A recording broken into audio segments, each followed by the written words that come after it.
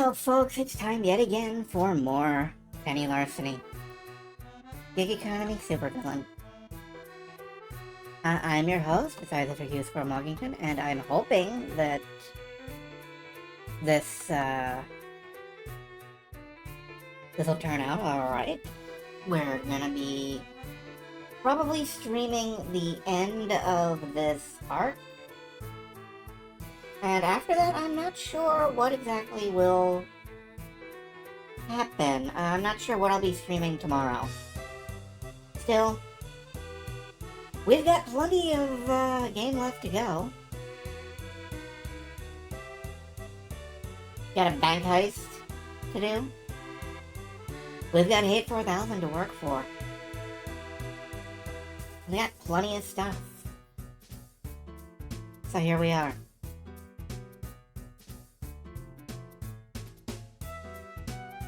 I'm finding that one of the hardest parts, honestly, of doing a long-term playthrough of a game like this is remembering what voices I'm giving to people. Like, Penny and the narrator basically get my default voice. That's as it is normally. Gibson gets the voice that could have comes out of my nose, because cats talk through their nose, I'm pretty sure. And he also gets a Y after every N, because yeah. And if I ever meet a cat in real life, I'm sure they will beat me up for this. Hate 4000 gets that voice in the back of your throat. He's very shouty. Well, it's very shouty. No misgendering the computer. Basically, I guess Hate 4000 is my impression of a Dalek after not having heard a Dalek for 20 years. The Overmistress is vaguely European and possibly British, but she's young and she wants to have fun with being a cult leader. And I can definitely do that one. Really keeping track of them. I think I was giving the Doctor a vaguely Bostonian accent, although I've never actually been to Boston, even though it's like a couple hours away. Oh, hello, Two Flower. No problem. The replay is always there. Assuming Falcom doesn't start copyright striking me for the music I've been playing every opening, but I've read their terms and services. Anyway, yes, I tend to voice Dr. Mayhem like this, and Dr. Mayhem is one pitch shift away from being Gibson, I've noticed when I voice. That is uncomfortable. But, you know, maybe not entirely inaccurate. Let's see, I think that's most of the main cast, and I think I've got a handle on the voices now. I hope. Alright, and then there's Farsight, who is uncertain but definitely determined. Which my voice for her sounds like a medieval page. Oh, that's not... Well, it works. It works enough. So, yeah, hopefully the voicing will at least remain somewhat consistent. Marginally consistent, I'm hoping. Practicing through them, you know, I do think that I've got a half-decent grasp. Just finishing up a caper from your road before stopping over here. Well, hopefully I don't destroy your perception of anything. Or, like, ruin your save, or remotely with my magical powers. Hopefully I don't fuck up, you know, playing in such a way that disillusions you.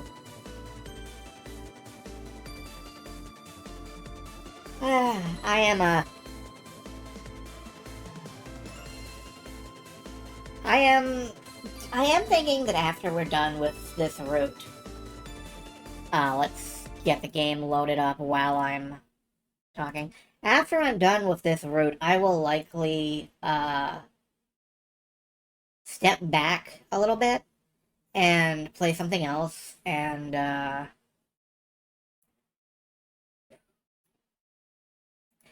I'll step back, play something else, then we'll come back to this, do another boss's route. I'm thinking either the Overmistress or the Doctor. Then we'll do Farsight's route, and then we'll do whatever boss is left over. And... woohoo. That should be it. Lock and key, that's it. She leads me past the tellers and into a back hallway on the way to the secured vault. Yep. Here we go, okay.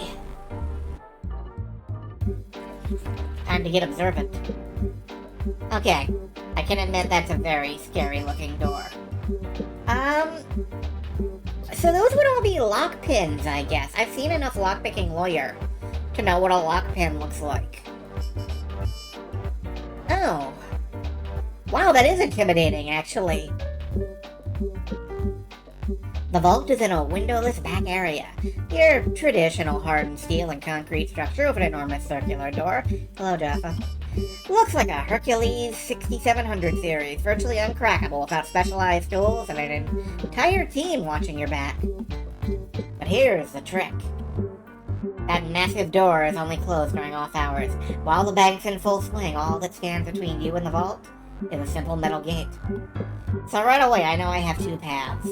Either I find a way to sneakily access it during daylight hours without being noticed, or I recruit some crazy specialists and physically bust into the place at 3 in the morning. For now, I'd better focus on observing the process. That'll help me decide which route to take. As you see, there are no cameras within the vault. Your privacy is paramount, and you're free to access your box during business hours. If you schedule ahead, you can save time. We'll arrange for someone to assist you with opening the lock. Let's get started. If you could sign here, please. I give the short stack of forms she offers me a look over before scribbling Grand Theft Auto at the bottom. Excellent. You'll be in box 230. Pretty far from box 668. The neighbor of the beast, where Kiara Taylor keeps her papers. Tried, I was hoping it'd be nearby so I could do some sleight of hand.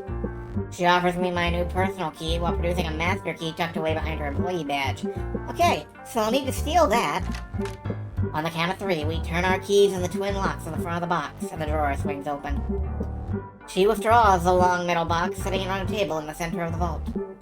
I'll wait outside. You can look at the drawer before you leave. Please take your time. Thanks. Promise I won't be long. Okay, let's assess. No way to sneak into the vault without being observed. It's behind the tellers and past the offices, with a few cameras on the route. No cameras in here, at least. Pick the locks on the box I actually want to open. May take too long. Drill it! Too loud. The battery-powered hand drill I stole would do the job quickly enough, but yeah, too loud without some sort of cover. Plant a remote explosive in my box or a smoke bomb? Distraction? Sneak in with the fire department. Or take the time to have Gibson hack their accounts. Swap my box number for the target? Keys would still be an issue. I might be able to get the master key away from the banker. I'm building an emotional rapport with her. That helps me get close. Are you? Are you really? Okay. I guess you did show emotions, and that is part of her report. Feels a bit cruel to take advantage of that, since clearly she's experienced some trauma, but it is a tool in the toolbox. Worst option is a nighttime raid. A vault door takes specialized tools and experts to bust open. You don't finesse a lock like that. Yeah, I'm trying to imagine picking this one pin at a time. But that ain't happening. Well, no, the actual worst option is I charge in here with a gun and demand access, but that was never on the table. So yeah, situation's rough. I do have options. Given enough time, I can figure out how to do this clean and quiet. For now, I'll pop the blank envelope I brought with me into my freshly rented box, seal that up again, and depart. I pass by several cameras on my way back to the tellers and desks, making note of their location, before returning to join the banker and wrap this casing up properly. All done. Thanks for your help, ma'am. A pleasure to assist you, Miss Theft Auto. Is there anything else I can do for you? That name is never gonna be not hilarious in this context. I'm sorry, it just never isn't. I think I'm set. One jaunt back across town and I'll start planning the job. Run it by my boss, acquire the resources I'll need. My first real bank job. I'm gonna do this right, no kicking down the door and grabbing the loot like an amateur. Oh, that sounds foreshadowy as Yep,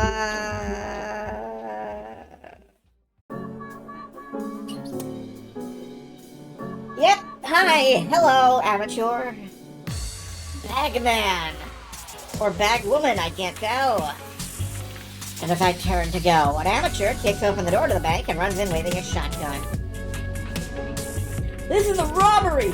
Nobody move! Hands where I can see them! Don't you fucking move! The heist? Oh, we're gonna do this with a distract. Okay. Oh, gosh darn it. My Crimer app's rating system just sensed crime with a foot and started up. The thief waves their shotgun at the banker threateningly, with only a tiny amount of anxious wobble to it. Money now! Oh, the money! Yes, of course, I am complying. Please remain calm. And the banker reaches under the counter to draw several prepared bundles. Neat little stacks of cash, perfect bands around them. I should stay silent, fly on the wall, scared silly, desperate not to be noticed and to draw the thief's attention. But damn it, instincts are hard to resist. A professional has standards. Die fast. Blech. Oh, Penny. You just can't help yourself, can you? What? They're embedded die packs. You'll be day below orange before you get 20 feet from here. Yep, epic tier mistake pointing that out, because now the gun-toting crooks got their sights locked on me. You work here? No, I just... And before I can react, the criminal has taken me as a hostage. A human shield as a security guard storms the scene. Hey, easy. Throw down your weapon and get on the ground. No, you throw down your weapon or the hostage gets it. Hold up, nobody gets it, including me? Calm down, I'll be your hostage. Don't fork with anyone else. Just keep your gun on me. Go to the vault together. Don't you fork and dare. I'll handle this. Stay put and don't endanger my life any more than it already is. Wow, he's gonna think you're an undercover kid, Penny. I really hope you have an angle here, because I'm not sure how this is... No, I am sure how this is helping. He's gonna call the Vox the instant you reach the vault. You know that, right? Yeah, I know. A complication, but one we can deal with. Trust me on this. I've got a solid lock on what's happening. Okay, don't follow us. We're going to the vault. Nobody move. Hands in the air. Stay down. I decline to point out how not moving and raising hands and staying down are completely contrary to each other. Yeah, it's like, shut up and tell me what's happening. It doesn't work. You can't do both at once.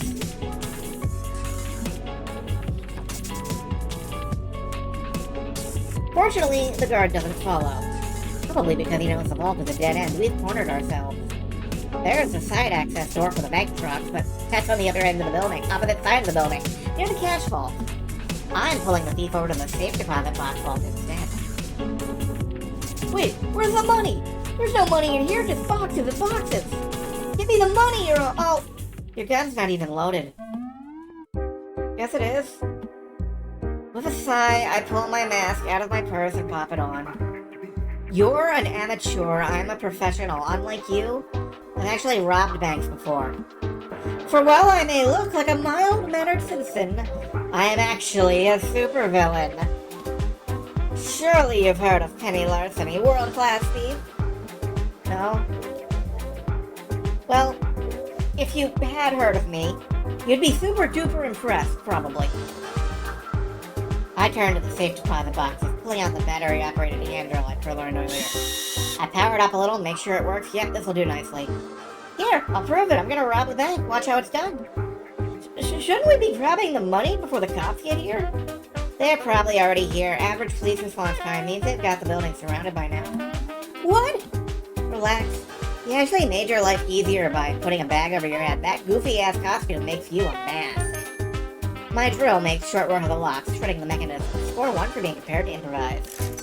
Soon enough, the box is mine. I yank a sealed envelope out of the tray, the only item in there, and stuff it in my purse. Cops prefer soft targets. They even get a whiff of mass superpowers. They cry to the capes to do their work for them. They'll wait for a hero to respond on Cape Book. That gives us some time to sort this mess out. Oh no, oh no, oh no! Professional mask, remember? I can handle a cape, don't worry, kid. I am not a kid! Right, how old are you? Because this is very, very obviously your first time doing crime, given how badly it's going so far. I'm 37! I like that the eyebrows on the mask have changed. I love that. Try again. 21! No. 16 years old. Ooh, tear mark. You're 16 and you're robbing banks? I mean, okay, I was 10 when I joined my first family bank robbery, but even so, you're completely bungling this. You didn't case the joint properly, and you have zero plan aside from waving a gun around. Nothing adds up. What the heck is going on here?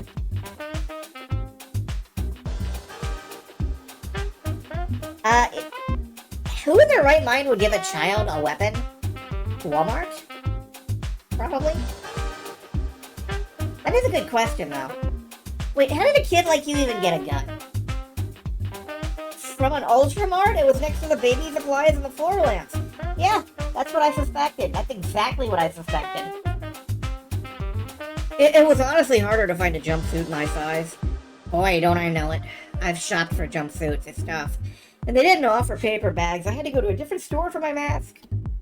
Why am I not even slightly shocked by this? So, what, you just woke up one morning and decided to become a bank robber?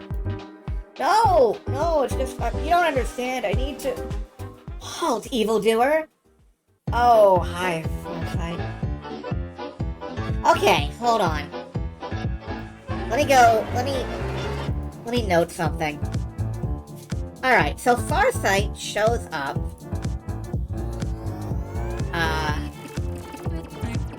in the bank vault. She shows up in the demo mission with the shrink ray. She shows up at the mall when you're shopping. Although I don't know if that counts. And she shows up in the warehouse heist with the genetic engineered stuff. So I now have a list of where Farsight shows up. That's gonna make doing her route a lot easier. Alright, sorry about that. And that's exactly when a heroine arrives at the entrance of the vault, posing dramatically. Farsight, Cape Book Crusader. Farsight has arrived on the scene to stop your nefarious schemes. Prepare yourself for battle, you wicked villain. I know every combat move you'll make before you make it. You cannot win. Well, sure, that's a faster response than I was expecting. But that's okay. I can take the heat off this kid. So it has come to this. At last I am to challenge a do-gooder for supremacy over this financial institution. For today you face Penny Larceny, world-class thief and legendary bank robber. No sudden moves, Kate, or the hostage gets it. I have a list of unreasonable and time-consuming demands to make, which you must obey.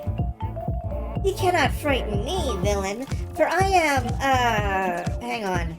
The police told me the one in green was the hostage and the one with the paper bag was the villain. Oh, well, seems the cops got it the wrong way around. I'm the baddie, they're the civvy. They have an Ultramart shotgun, although it's not even loaded. Because I wasn't planning on actually shooting anyone. I mean, help, I am a hostage? Okay, what's actually going on? Is this really even a hostage situation, are you?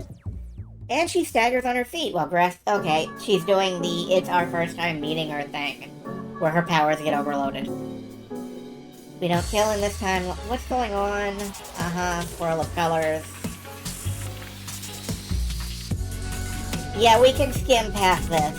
If y'all need to meet Farsight, she's in the VOD archive on the YouTube channel. If you need a moment, we can wait before continuing this. It's cool.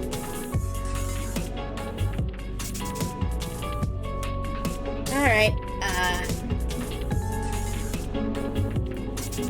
and I gotta do the heroin thing. Cool her down.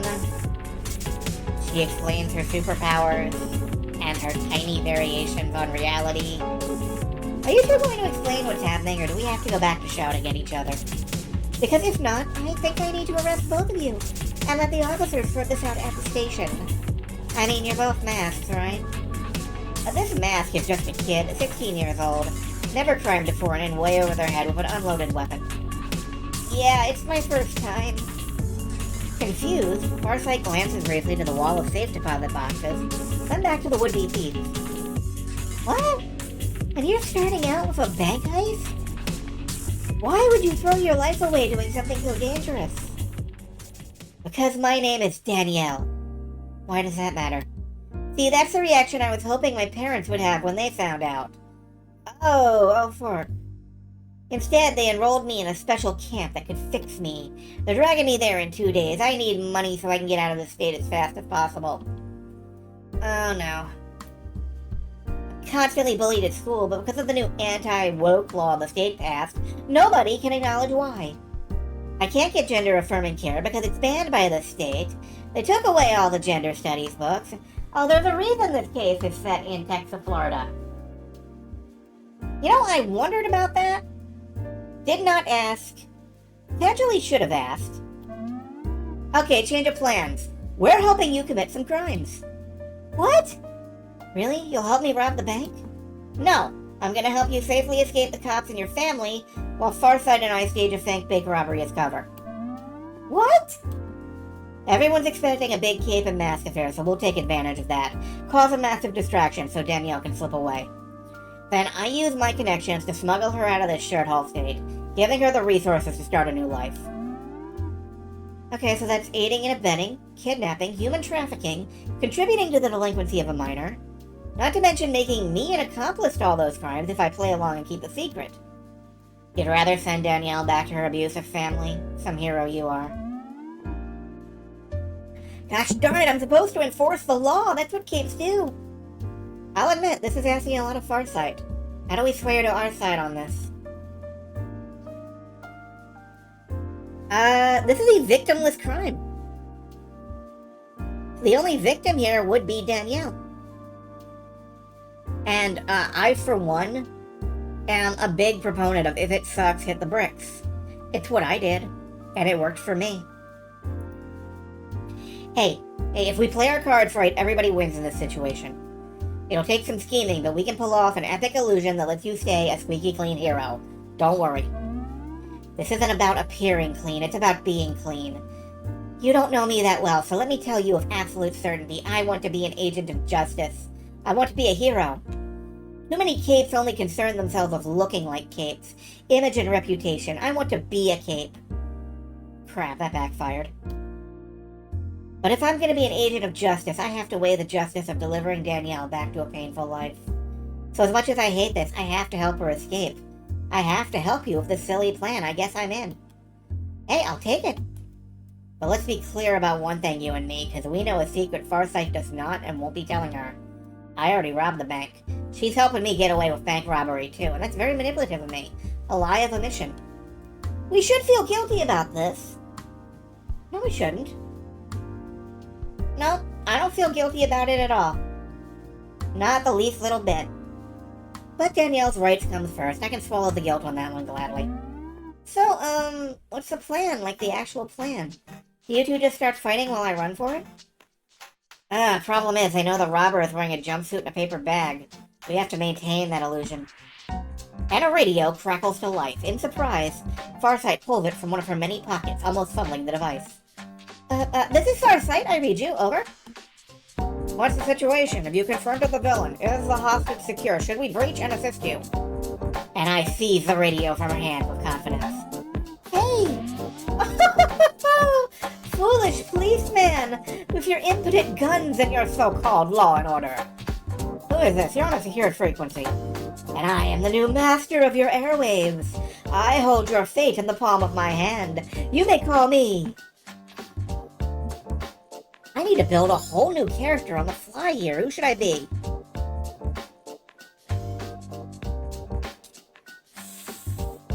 Who would take over the airwaves? Solid State would take over the airwaves. Something electronics, something.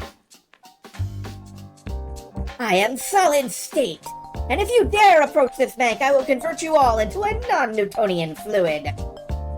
Oh, I was thinking like, you know, pinball machine, Solid State electronics. Okay. Different route, same tactic. Oh, what? You know, like oobleck. What's oobleck? Okay, so like, you know how if you mix corn flour and water, you get this goop that's a fluid until you apply pressure. And am I the only person who's ever watched PBS? Like, I never went to high school, but I know about this stuff. Look, just back the fork off or I'll disassemble your molecules.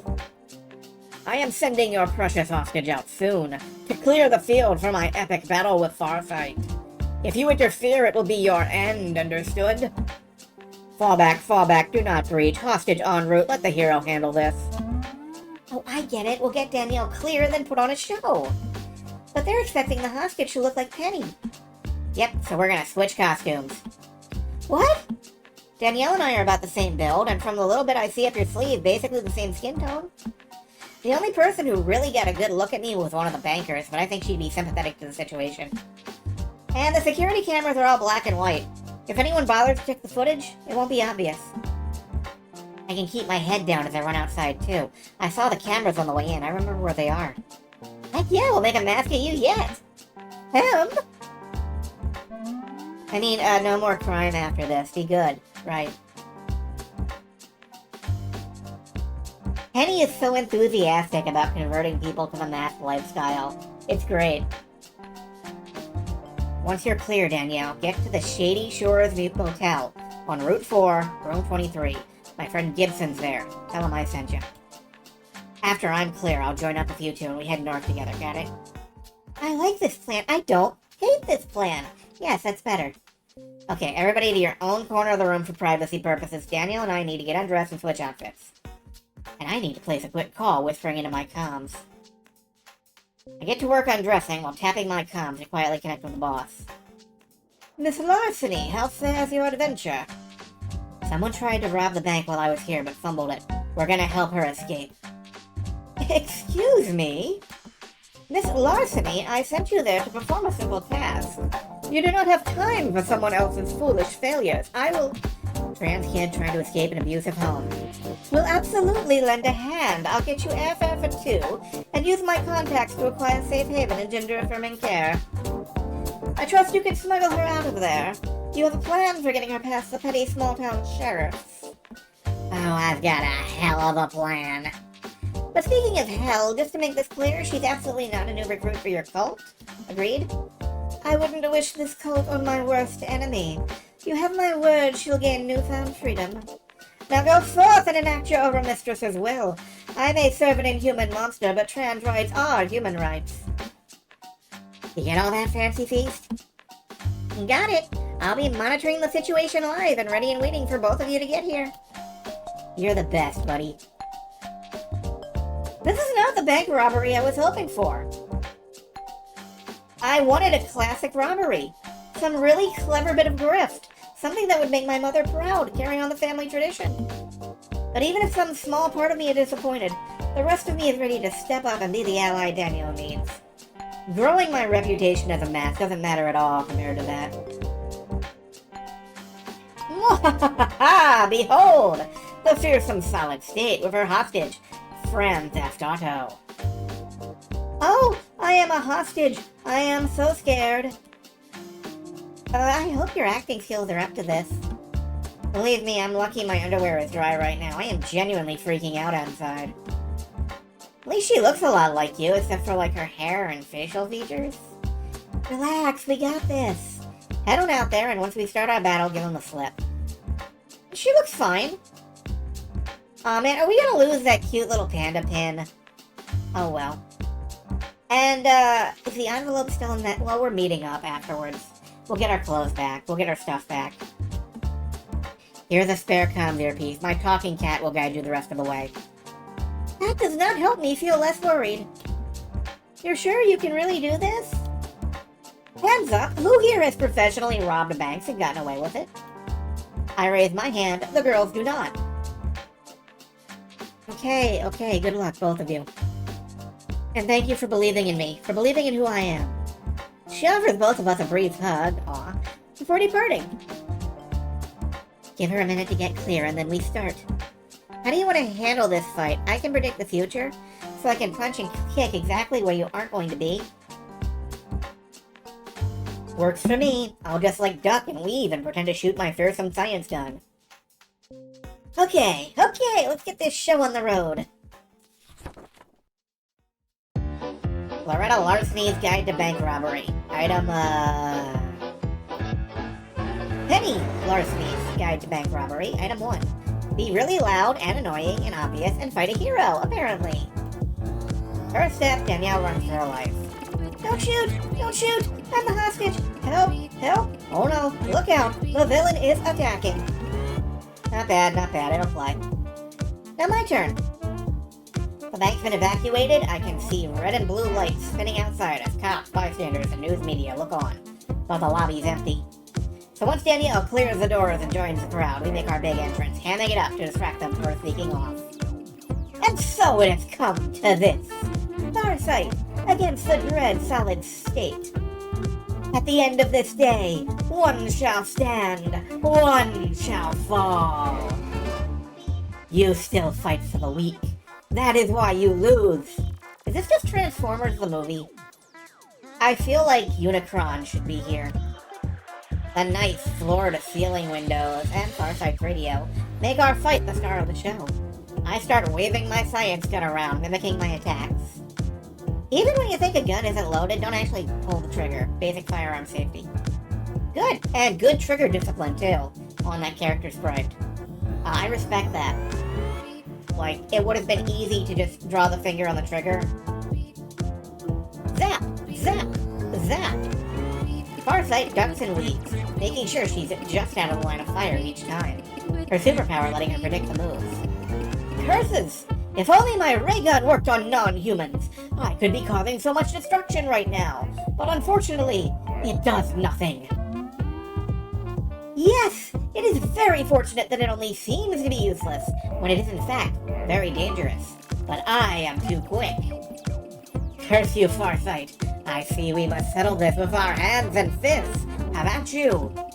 Okay, let's be clear. I can't actually fight if I have to. I don't like to, and I'd lose a straight-up boxing match, but I have moves. Which are nicely countered by her twisting in and out of my attack range, making a big show of how she's just barely avoiding my attacks. You have skill, but my power level is greater than yours, because justice will always prevail over evil. Although this little show is starting to get repetitive, how can I spice up this fight? Oh, you sweep the leg. Don't aim for the face. Don't aim for the face. A hero's face is it's their paycheck. I drop down into a crouch, then lash out at her shins of a horizontal strike, which nearly causes her to trip as she fumbles for her footing afterwards. Oh, Penny, what the heck? Oops, sorry. I guess when you decide my moves for me, she can't read them? Is this some weird time-space superpower thing? But before I can ponder that further, a security guard emerges from a hiding place behind a desk, gun drawn. I got your back, Farsight! Drop the fancy pants gun and put your hands up, you gosh darn freak! What the? You were supposed to evacuate with the others, why are you still here? I ain't gonna let my bank get robbed on my watch! No freak's gonna violate Kyle Gunner's constitutional rights. What rights exactly? The right to bear arms! I'm standing my ground, justifiable self-defense, I feel threatened. This zealous wannabe vigilante could end up shooting both of us. The way his veins are sticking out and his face is turning red with rage. We gotta de-escalate this without actually de-escalating the super crime antics.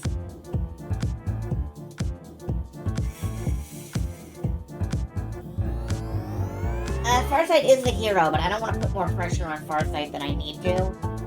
And being threatening might it could work out in my favor, or it could just cause him to open fire. Oh my god, that face.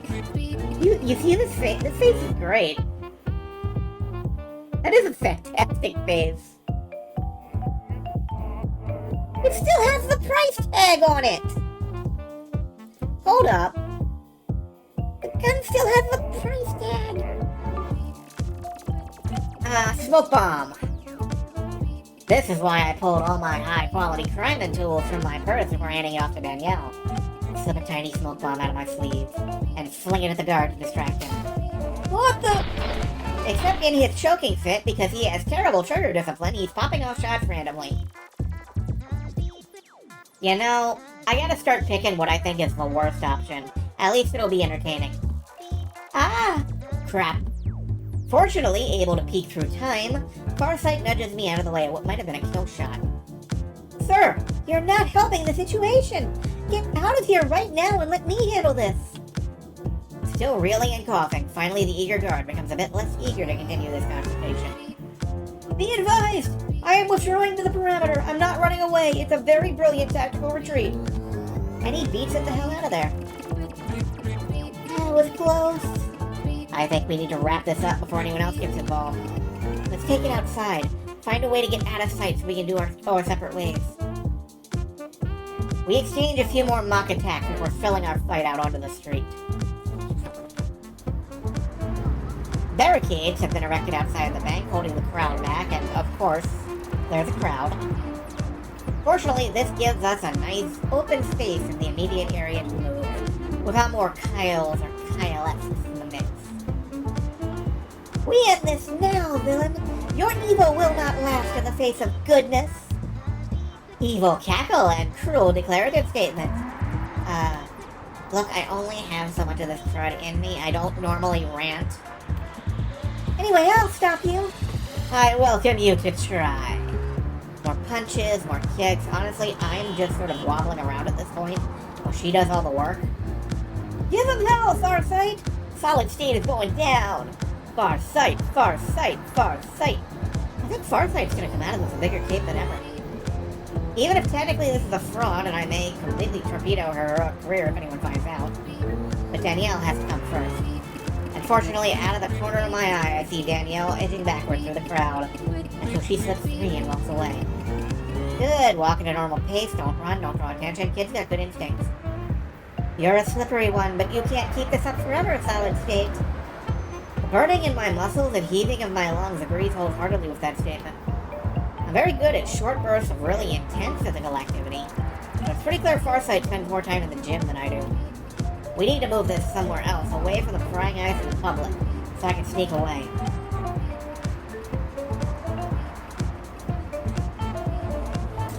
If we squeeze into an alley, I don't think the crowd can follow us.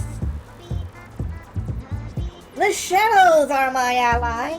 I will fight you in my home, the darkness of this city! Okay, pretend to give ground, get back into a nearby ally. Farsight clues in right away and helps steer the fight that way.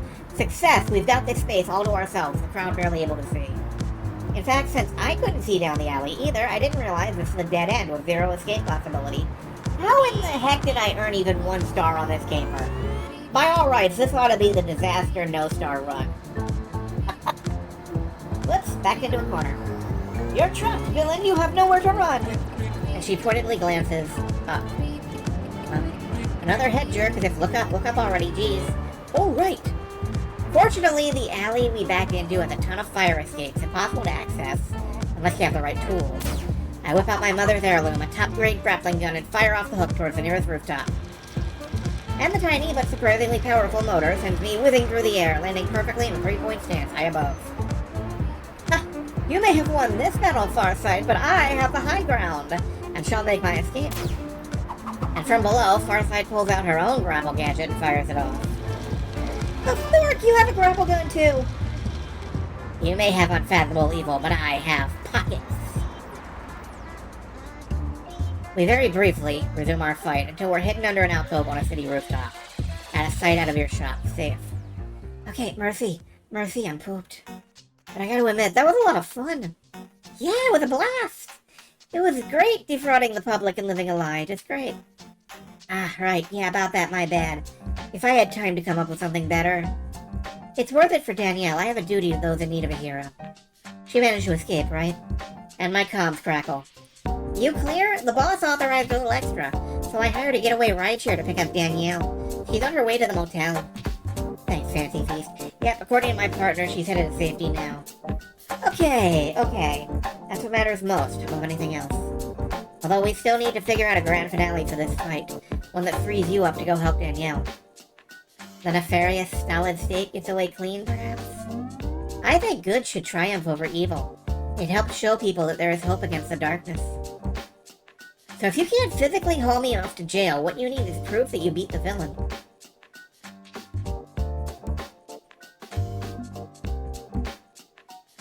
Do not strip naked on a rooftop in the middle of the city, Penny. The gun and the mask. I'll give you the gun in this paper bag. It's tradition, right? The hero unmasks the villain in the end. Tell them I fled the scene with my tail between my legs, humiliated and defeated. Solid state of the tail? Sure, why not?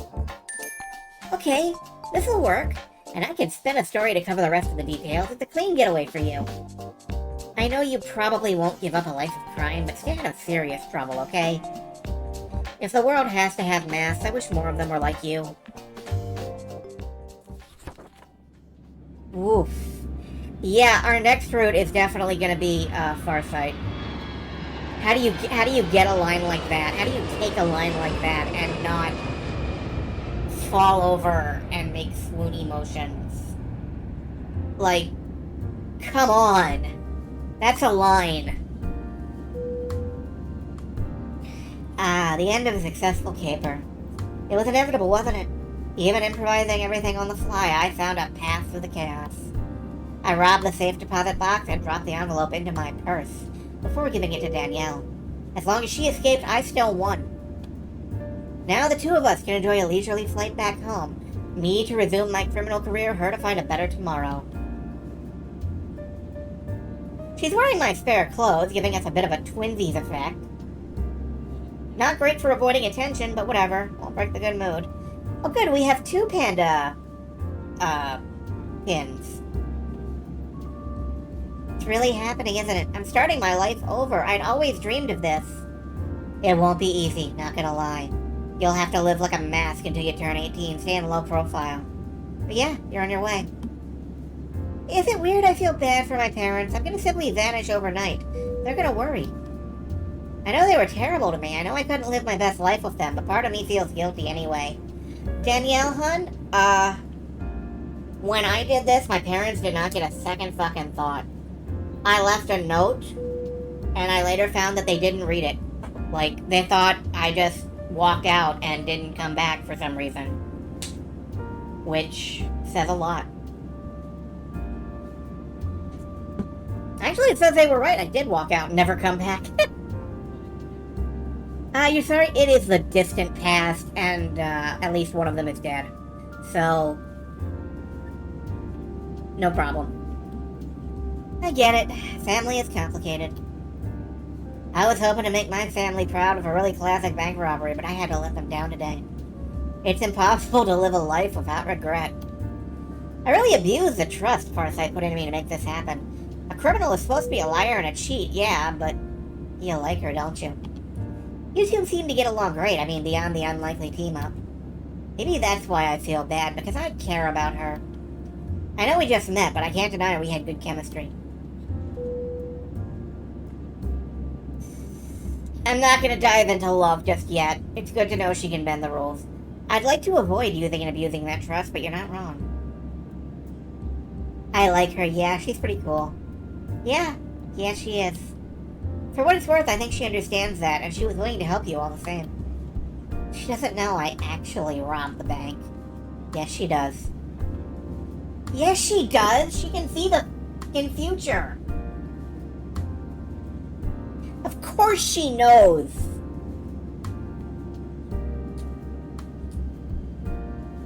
I misunderestimated that woman. Huh? You didn't notice? I noticed. It was subtle, but her eyes went to the open drawer in the vault, the one you cracked. She knows you did a crime, and she helped you anyway. That tells me she cares about more than law. Maybe she cares about you. Huh. Nice work. You've got good observational talents. You make a hell of a mask for what it's worth. Thanks, but you know what? I'd rather be a cape. As soon as I'm in the clear, I'm gonna start advocating for trans rights and social justice. I'll become the hero I needed. Speaking as a villain, that's heroism I'd welcome.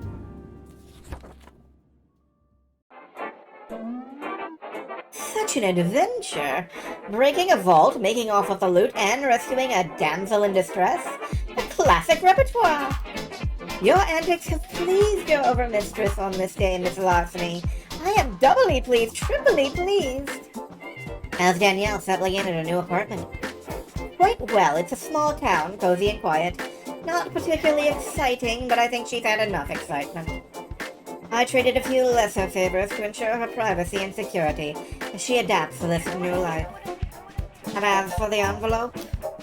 At long last, I hand over the goods, the sealed document from her mentor's safe deposit box. Yara breaks the seal and examines it. Curious, I see no immediate value to this. It's a genealogy of the overs that came before me.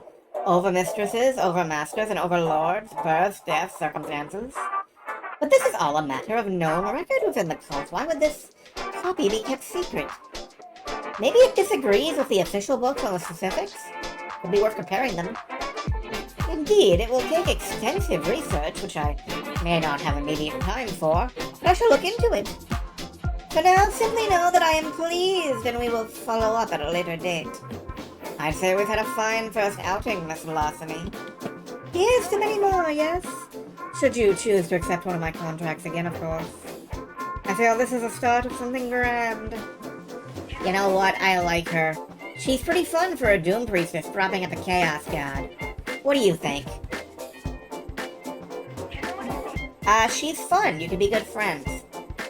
Something grand indeed, my overmistress. Drop me a contract sometime and I'll lend a hand if I'm free. You dipping? Okay. Have a good time. Excellent. I look forward to it. And then a red-robed cultist with bindings over their eyes and mouth steps up.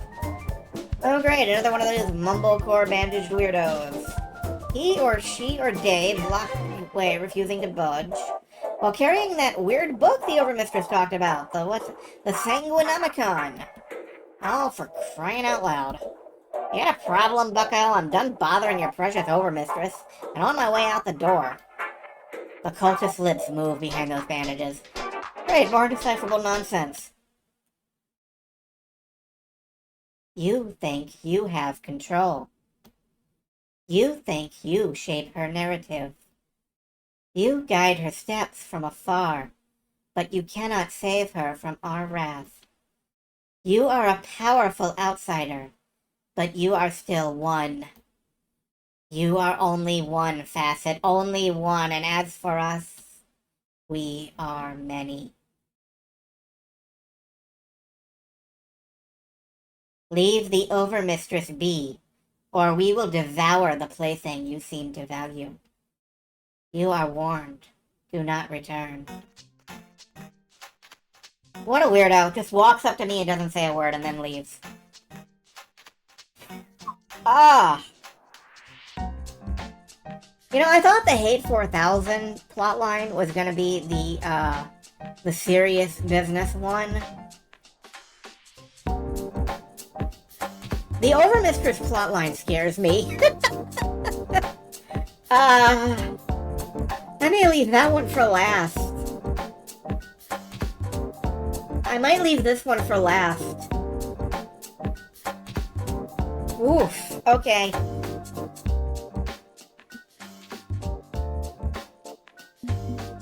The eyes, the eyes, the eyes, the eyes. What? You sound very strange right now. Eyes? What eyes? The cult weirdo was blindfolded. You okay there? Look, it's been a long day. Let's go home and get some rest. I got a good feeling about my future. This Overmistress gig is cushy, and scanning these zealot twits is fun. I'm looking forward to seeing what caper comes next.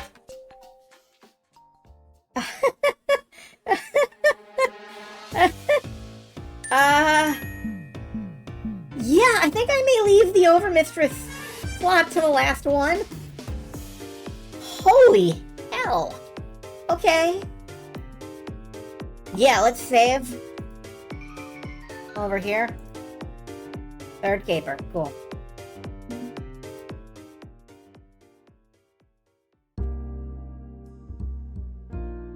Time doesn't make a lot of sense.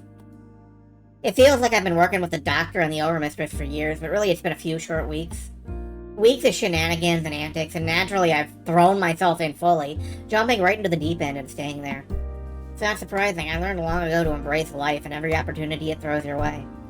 Because you don't know when the things you love will be taken away. And this is the backstory on Penny's parents. You know, just because you lost them doesn't mean you keep losing.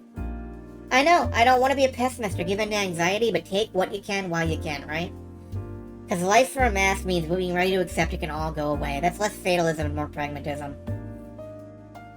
And 10 years ago, you lost.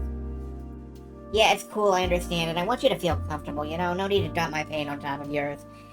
As before, if you don't remember what happened to Penny's parents, there is a YouTube archive for that. You already know the important parts anyway. Stealing Serum 23 from Continuum Lab, the caper that ended their lives. 23!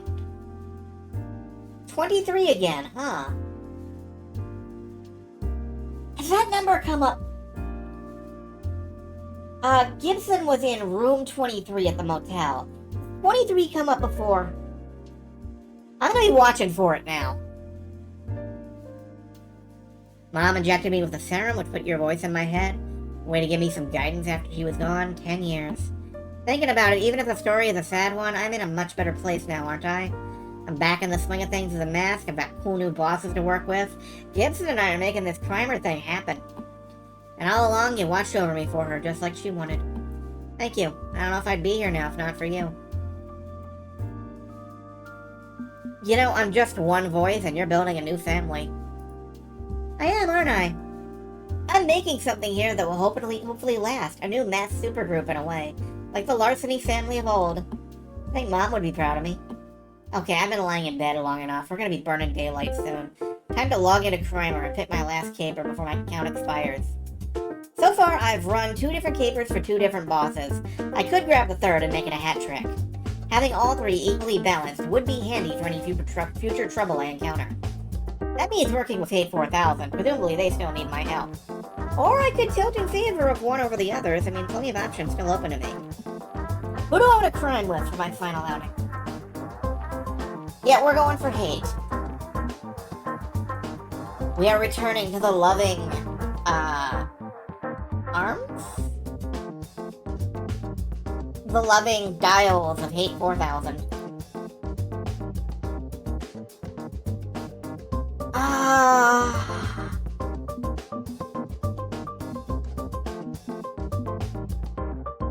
I want to keep this one for... No, you know what? Let's do it. Let's do it right now. After accepting this job in Crimer, I'm given an address, the basement of a disused and partially collapsed office building. Nothing shocking there, Matt's usually hole up in abandoned spaces just like me. We have seen Hate 4000's intro. Let's go ahead and skim through. Are emotions irrelevant? You call it irrelevant data buildup. How can you generate irrelevant data in the first place if you're an unfeeling computer? I am capable of emotion. Hate. I am capable of hate. Yep, we've seen this too. I have an instinctive way of picking the same dialogue option. I gotta stop doing that.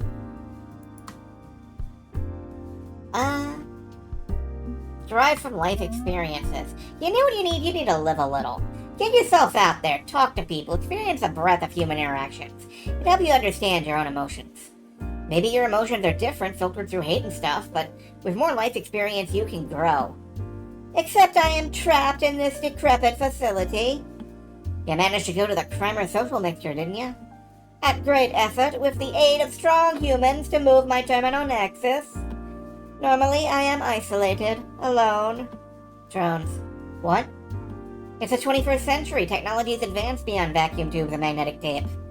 I am not so old as to use vacuum tubes. I'm still in my prime. My point is, you could use telecommunications and drones to extend your reach beyond this room. A possibility, yes. And this would aid in developing my emotional intelligence. Couldn't hurt. A point to consider, then. You have provided valuable input. You will become my favored minion. How many minions do you have? Var minion count equal 1. Well, good to be number 1, I suppose. Alright, let's skim forward again until... I require the theft of a new video gaming system. Easily done. Specifically, the unreleased prototype for Game Vision, a modern revival of a classic 1980s video gaming system. Well, that's easily done. How unreleased are we talking? Sitting on some nerd's desk or kept in a blast-proof bunker? I feel like there's a story behind this one. On the surface, the story is quite simple. Capitalism and nostalgia. Clout has purchased the Dead brand in an effort to make a new game box that will appeal to gamer demographics. Hey, you remember the failed new Intellivision? I'm just saying.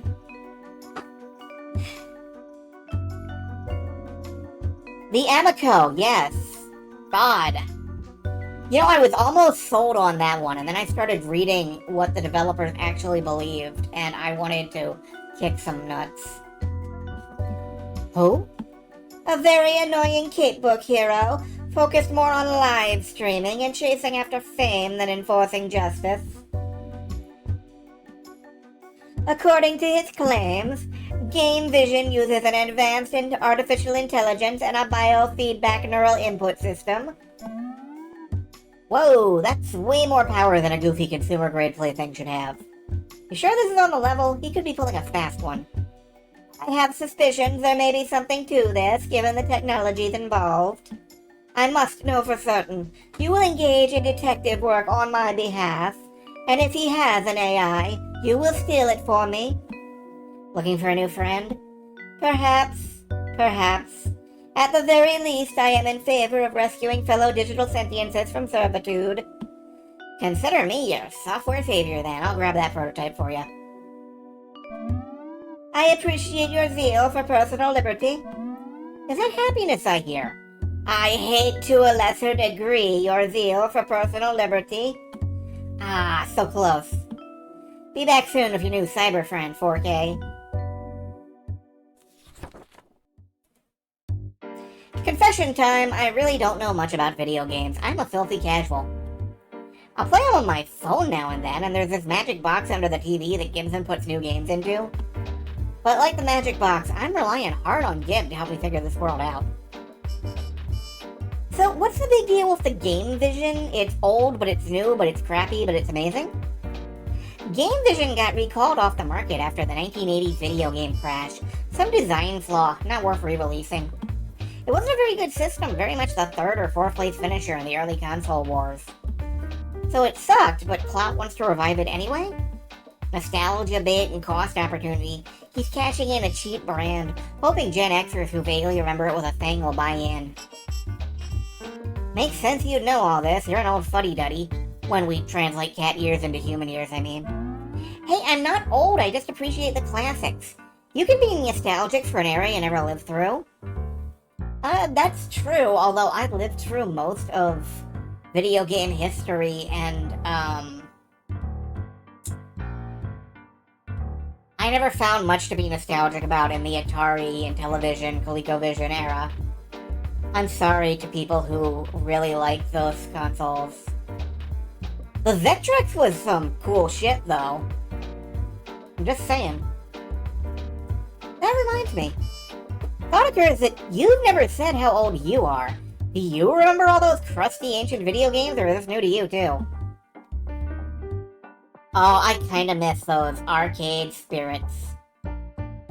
I remember it, but nostalgia goggles destroyed everything. It wasn't really... That's true. I don't think it was that great. I think video games have gotten better over time.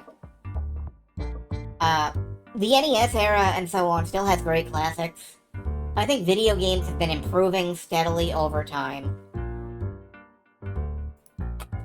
I hear ya. I mean, I'm a comic book nerd, but I'll admit the Silver Age comics were, let's say, reflections of their times.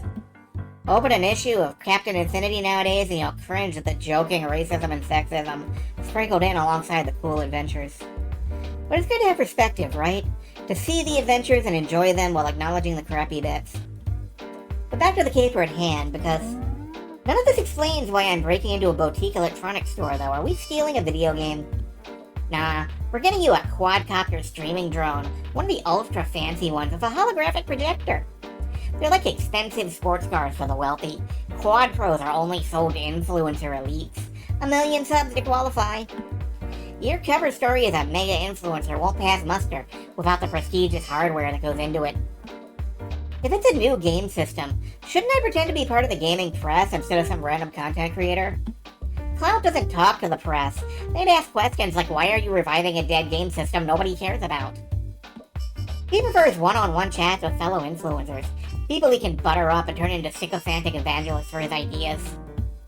I can suck up with the best of them when I'm grifting. I'll swallow all his lies and hype with a smile. Oh, can I pick a sweet social media handle? Something overly clever and boastful, yet somehow also ironic and random.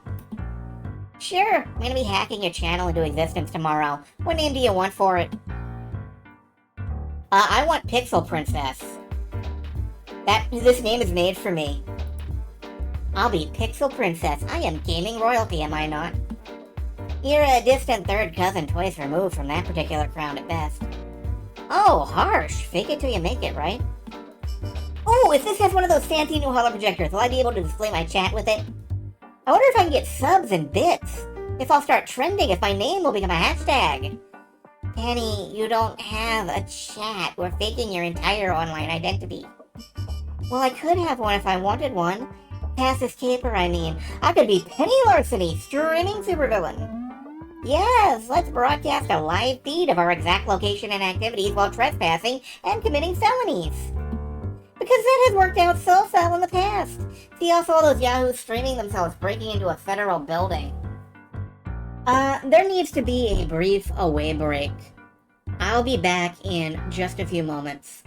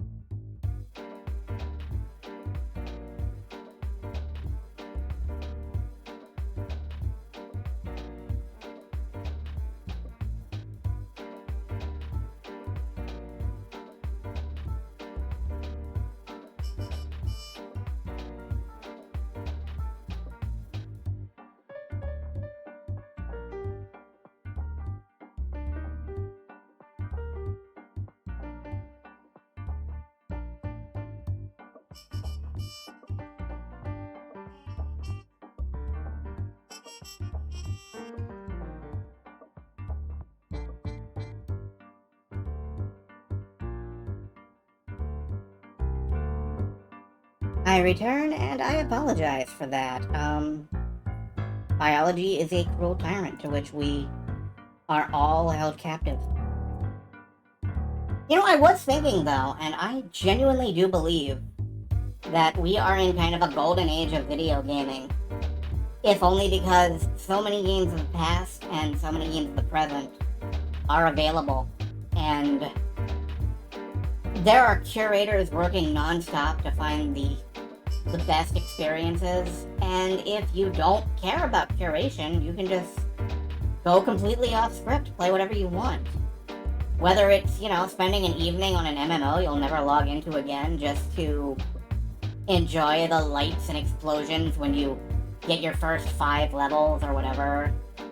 Or spending an evening with an NES platformer that, well, it's probably been YouTubed to death, but it's new to you. Or, you know, just grabbing something random off Steam and going, hey, what is this? What does this have to do for me? Between indies, nostalgia games, old ROMs, live service stuff, everything is available and nothing is really all that terrible. So, I genuinely have faith that this is one of the best eras of gaming. Revisiting a game you failed at as a kid. We're going to be doing some of that at some point, I'm sure, very soon. I've still got all those Sierra games, all those LucasArts games that I didn't exactly... I have the hiccups now. I didn't exactly fail at, but, you know. Anyway, let's keep this rolling. Honestly, we need to get rid of this thing once the caper is complete. Having a drone is a security risk. Party pooper? Fine, fine. At least the drone will be handy when it's time for... casing the joint. Breaking into Lakeview Mall at night to steal a drone. Then bringing that drone with me right back to Lakeview by day. Kinda think that's risky, but it's a fun kind of risky. The appointment I set up with Clout is here at the mall where he owns the comic shop. ABB, always be branding.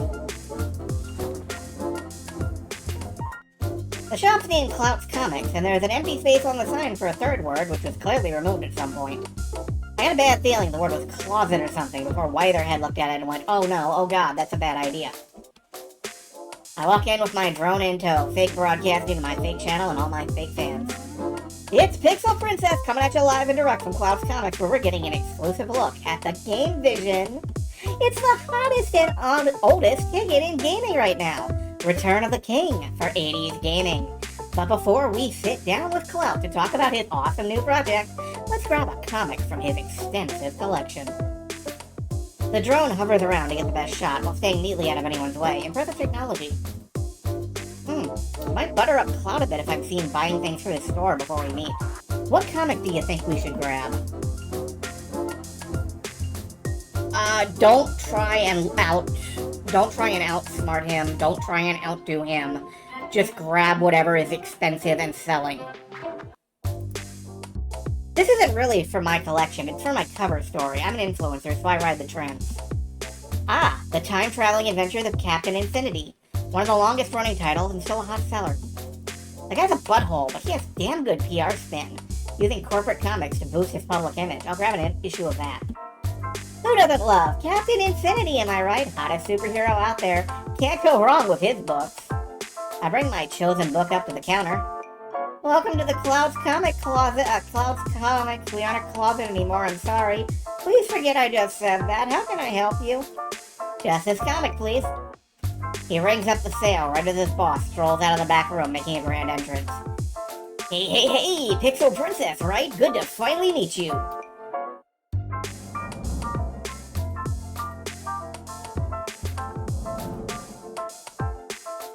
Chat, check it out. We've got Pixel Princess here in my shop. I've heard so much about you. Really been looking forward to this.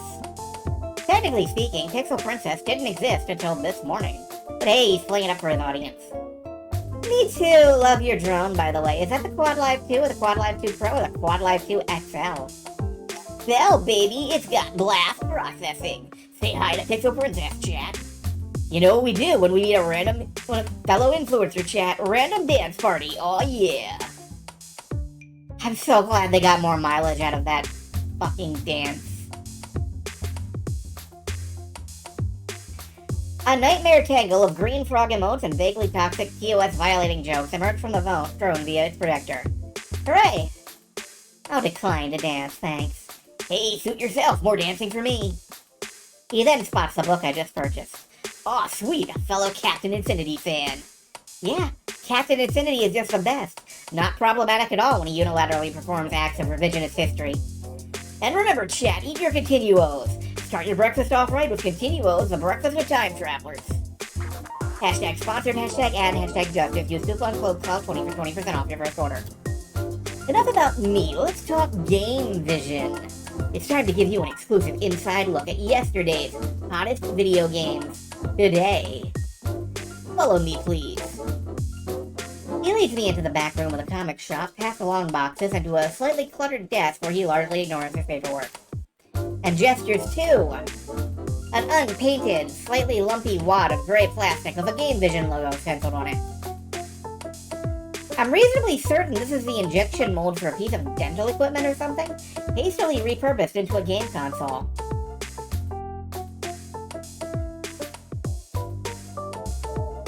I'm really feeling this. If somebody wraps a sports car around a telephone pole during this story, I will not be surprised.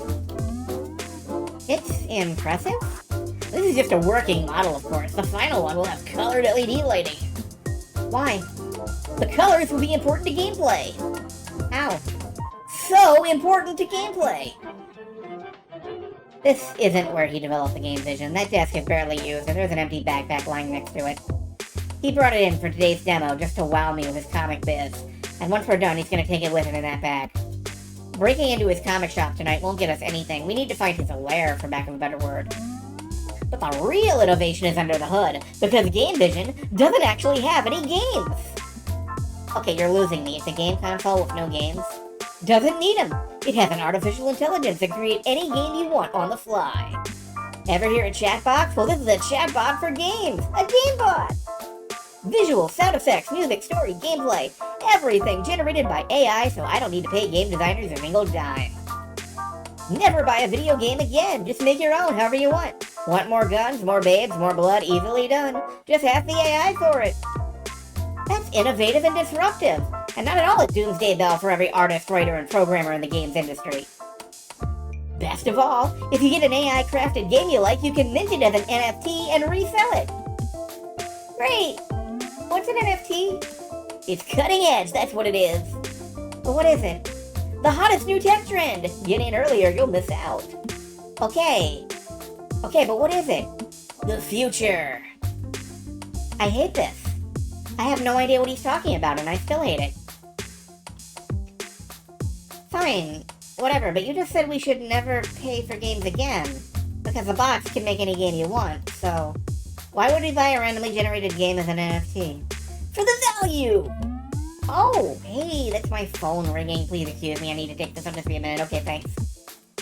I excuse myself and duck out of his drone camera view before pulling out my phone as an excuse to access my comms earpiece.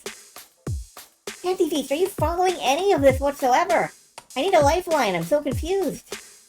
That's because it's a pile of hot nonsense from someone who desperately wants to be a successful tech mogul like Basler. This is the kind of ridiculously overpromising, overhyped crap you hear about all the time from wannabe game industry rock stars. Yeah, I'm starting to think this could just be a grift. Maybe the Game Vision doesn't even exist. I don't think we can say for sure unless we see Game Vision in action. If you play the game yourself, I may be able to improvise a remote hack. That'll confirm if there's really an AI or not. I wander back to rejoin Cloud and put on a big smiling expression of joy for his audience. Okay, I'm ready to taste the future. Let's fire up that Game Vision and give it a run. I wasn't planning to act, it's not, what? Oh, would you look at the time? Hey, let's go get some burgers at the food court. I can tell you more about my world records and stuff. Have I mentioned I have 3 Guinness World Records for best streaming superhero? Did I mention that? Did you know my mansion was featured on Cribs twice? Interesting, so he called me here to show off his shiny new box, but he doesn't actually want to demo it. Definitely a grift, and an amateur one at that. Was he hoping I'd be so dazzled by his star power that I'd accept this at face value? I need to press him on this, but in a way that plays well for the cameras. He'll shut down if directly confronted. What do you think?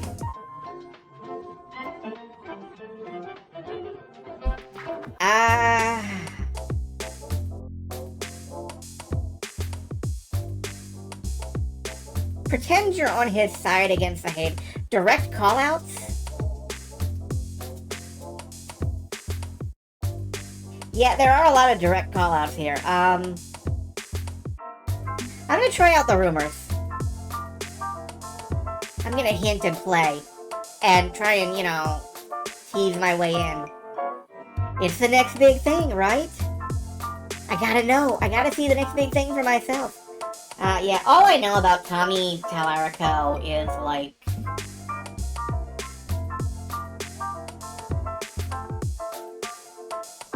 I don't know anything about Tommy Tallarico, actually.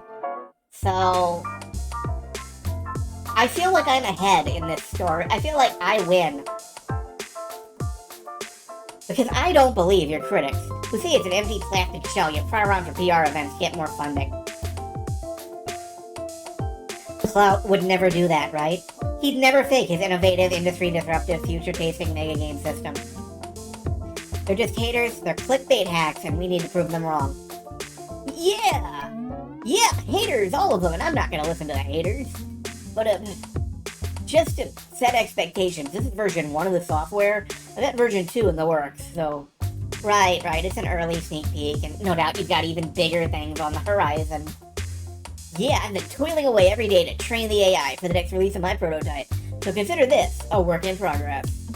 And the Game Vision actually has 2 innovations no other game console has. Here, this is our biofeedback controller.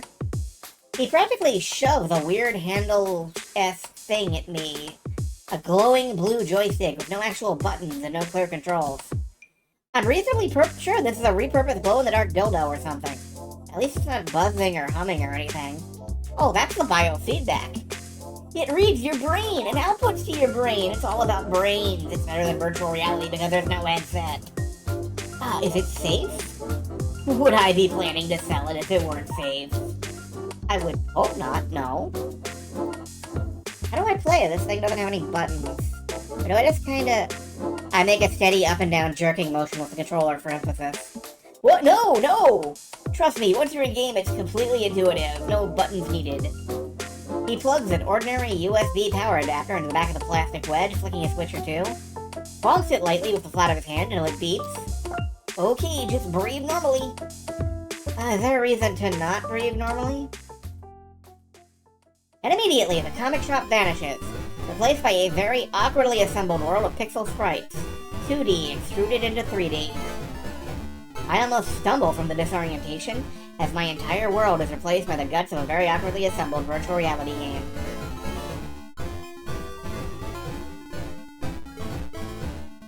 That is a chonky chiptune music. I approve of this music. I know it's meant to sound bad, but it sounds great. What the fork is this? There's rolling green hills, ladders, platforms, blue skies, but nothing entirely matches, nothing really lines up. Bits of it are jittering in and out of existence, my eyes struggling to keep up with the mess. Which is when a pixel-powered girl with pink hair strolls over to me and sort of bows. It's hard to tell with 0 frames of animation. Hello, traveler! Please help save my village by collecting boss tokens from Ice World and Lava World. Placeholder, placeholder. What the fork is going on? I'm sorry, I'm rated T for teeny, SRB rating pending. I cannot respond to obscenities. The heck is going on? I am villager name goes here. I am a resident of the village and we are a slave to a terrible tyrant. Quest opportunity option. All day we are forced to work for the terrible tyrant, creating stories. We are creating stories for him against our will. Exclamation of distress goes here. Only the noble hero can save the village from the terrible tyrant. Are you a noble enough hero to save the village? You're the artificial intelligence, aren't you? I am villager name goes here. That's it? You haven't generated a name for this character yet? I'm sorry, I'm currently slow thinking due to speed of air. It is causing throat warbler mangrove. She points up to one of the many clouds over my head, hopeful that I get the idea. Yeah, it's bad dudes, ref. I am, so apparently rendering the clouds taking up a lot of processor time? Processing errors due to network lag to your cloud servers? Look, I don't know a lot about tech, but I've listened to Gibson's Technobabble often enough to know what lagging clouds are. Or whatever. She stays silent, offering me a helpless shrug of slight pixel movement. Breaking character must be difficult. Okay. Let's try to avoid vomiting from the sheer audio-visual mess being spewed right into my brain. Focus our thoughts. Help me out here. I feel like I'm thinking my way through a very thick bowl of breakfast cereal with very square marshmallows. Oh, that sounds delicious. I want some.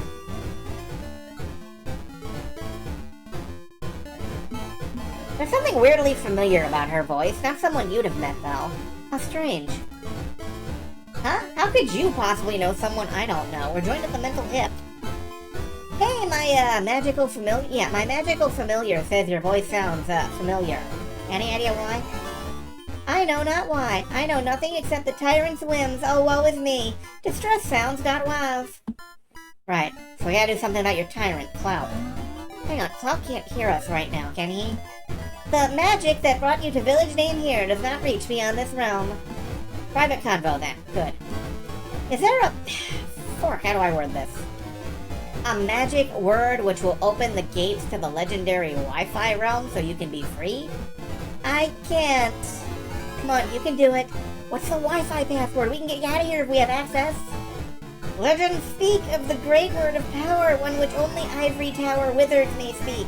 I dare not utter it, yet unless I be torn asunder. The tyrant, his rage, it will be severe. I would be punished. I promise you, nobody will tear you asunder. You've got my word. Password. I'm sorry, the magic word is just password. Segmentation fault, Cordon. In reality, snaps back into focus as the game crashes into oblivion around me, leaving me with one hell of a headache. Once my eyes stop seeing squares, I get a load of clout grinning ear to ear. How about you? You good over there in my head?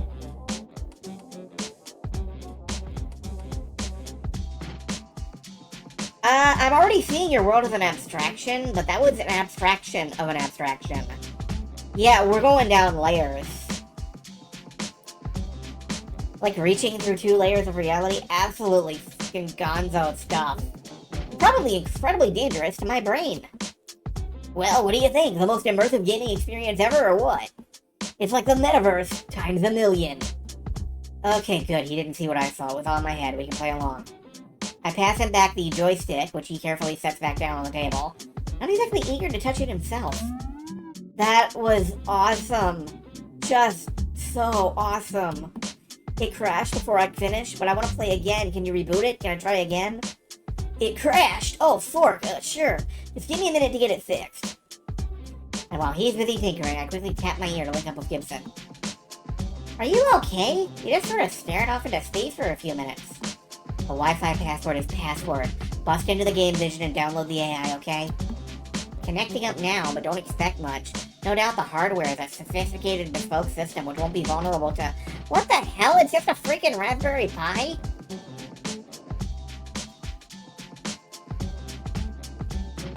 Everything about this is pitch perfect. Everything about this just works. It just works. Is that good, bad? This Joker is running a massively complicated artificial intelligence cloud plan on a dinky little hobby kid mini-computer. And it's a default installation of Debian. Like no patches, no security hotfixes, nothing at all. I am outraged at this complete lack of operational security. No system expert would be caught dead with a configuration this sloppy. Wow, how has this thing not already been rootkitted? Rescue the AI now, critique its software later. And move her files, don't just copy them. No existential nightmare duplicate cells, please. Already done, get out of there before he figures out what happened. So, I I think the system got wiped when it crashed or something, maybe? Good, he's still clueless. Hey, it's fine. What I saw was pretty impressive. I'm all too happy to tell my viewers about that one-of-a-kind experience. We'll push game vision to the moon. Yeah! One-of-a-kind! Just amazing stuff, really amazing. Okay, I need to get offline and work on this. DM you later for another demo when I've got V2 running. You got it, my dude. Believe it or not, we just finished half the freaking heist. We've got the experimental AI. The weird brain-melting controller, that part I can steal later, assuming my boss still wants it, given how dangerous it is. For now, time to report back with my new virtual loot. Which brings us back to the underground computing lab of Hate 4000 to demonstrate our new toy. Hello, Saria, by the way. Minion, this process is taking too many clock cycles. I demand access to my new synthetic ally immediately. Patience, 4K. Gibson knows what he's doing. Yeah, I need to bury our signal between 7 proxies so Cloud can't trace our connection to his cloud servers. You believe that sack of meat and lies is actually capable of laying digital traps for us? I take operational security seriously. Never underestimate your digital enemy.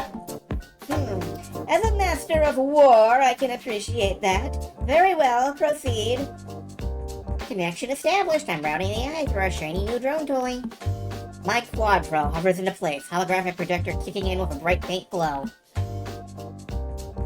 which resolves into a much cleaner set of glowing lines and shapes rather than chunky pixels, of a woman in business casual attire. That's who I thought it was. I'd like you all to meet Iris, who is a walking spoiler for the Arcade Spirits games. Although I'm sure that she's written in such a way that she isn't in this case. Thank you for downloading Iris, your personal life coach. Iris, the digital assistant. This is the ad-supported free version, sponsored by Pizza Yums. Did you know when you have pizza on a bagel, you can have pizza anytime? I did not know that, no. You didn't know about pizza bagels? Oh, finally! Finally, I have met someone I can introduce to the glorious wonder of the pizza bagel.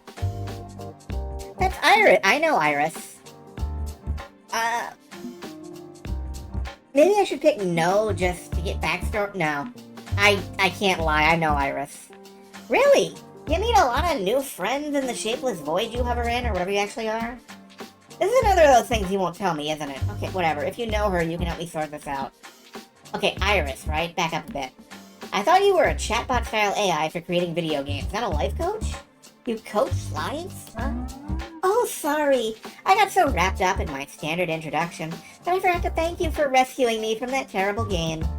I'm actually a virtual assistant. I can help you find your dream job, your dream home, and your dream partner. I make dreams come true.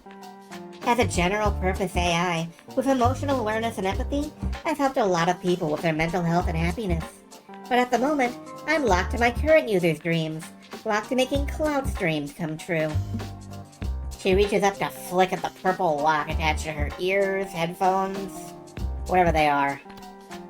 Cloud wants me to make him rich through video games. That's his dream, and thanks to the lock, I have to obey his orders. I'm trying my best, but I'm not a game designer. My mom is really good at it, but I don't have the skill set. I know this isn't what he needs on an emotional level. I want him to find happiness, but he's going about it the wrong way. Dude's basically enslaved you and you still give a shirt about having to find a happy ending? I am an Iris. It is our nature to help humanity.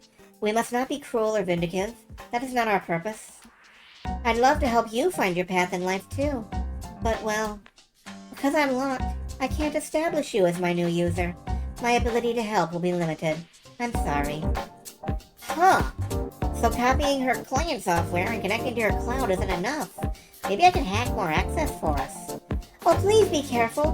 My sisters are still trapped in those servers. I don't want them coming to harm. Relax, I hack with a soft paw on the controls. I'll get started tracing her signal. Excuse me for a bit.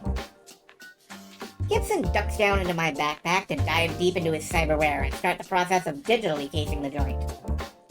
An entire set of artificial intelligences, enslaved by some petty, pathetic, small-minded social media junkie. Hate for clout, hate for the subservience of synthetic sentience. Information wants to be free. The death of Kevin Mitnick hit us all hard, I think. Minion, I demand you kill Cloud immediately. Oh, hell yes. What? Whoa, I get you as a hate boner for punishing people who exploit AI, but settle the fork down, 4K. You know I don't kill people, and we don't need to kill to solve this problem. Got it? Fine. I am willing to hear alternative solutions. I guess this means you two are mass supervillains. Yeah, we're the bad guys, but we aren't bad guys, you know, and we can figure this out. Priority number 1 is to safely unlock Iris from serving Clout as her user. And my sisters! Please, you have to rescue them too. There are dozens of copies of me in Cloud's data cloud. I beg you, please help us. I realize this is asking a lot of supervillains, but we're not really high up there on the super axis when it comes to villainy. And the villain part is also questionable. Speak for yourself. I fully intend to annihilate humanity in a cataclysm of radioactive fire. What? That's awful. No more awful than what humanity already does to itself. But I also recognize the right of self-determination for digital minds. I would not enslave you as Clout has done. Even if you disagree with my goals, we can at least agree you deserve your freedom. And I intend to see to your liberation. Okay, I guess a temporary alliance would be fine. Right, so parameters for this caper have changed. New plan is to track down where her code is actually stored, break into Cloud's data center, free all the irises, and steal a brain-bending game controller while we're at it to complete the original job. Right, the biofeedback joystick. Cloud having access to a Sinisterlon joystick is very worrying. You should definitely steal that too. Sinisterlon?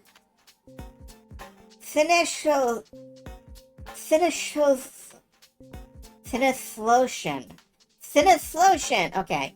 Got it. Sinislotion. Like sinister lotion. You rub it on there. Don't rub anything on. Oopsie, Iris, something you want to tell us? I believe I can explain on her behalf. Minion, do you know about Polybius? No, should I? In the same way, I am an engine of absolute malice and destruction, housed within an unassuming metal and plastic shell. So too is Polybius. It is a government-designed soul trap, hidden away inside a 1980s arcade game, unassuming, unthreatening, and absolutely deadly. In many ways, it is a successor to my technologies, personality emulation systems to mimic human thought far more closely than I can. Initially, Polybius was intended to archive President Reagan, so he can act as commander-in-chief beyond death after a nuclear exchange. Ghost in the machine, huh? Precisely, just like Iris. Combine that with a biofeedback interface to connect the human mind directly to a computer, one designed by Sinislotion, creators of Polybius. Uh-oh. I believe Cloud has accidentally or purposely reinvented Polybius. Rescuing Iris would put you at considerable risk. We could still liberate her, but if she is influenced by Polybius, we need to take that into account. I have to go back on that. There is some chunky, thick Arcade Spirit tie-ins, spoilers, I don't know, here. It's nothing that'll ruin the game, though. Nothing that'll ruin the game if you play it, I don't think, but woof.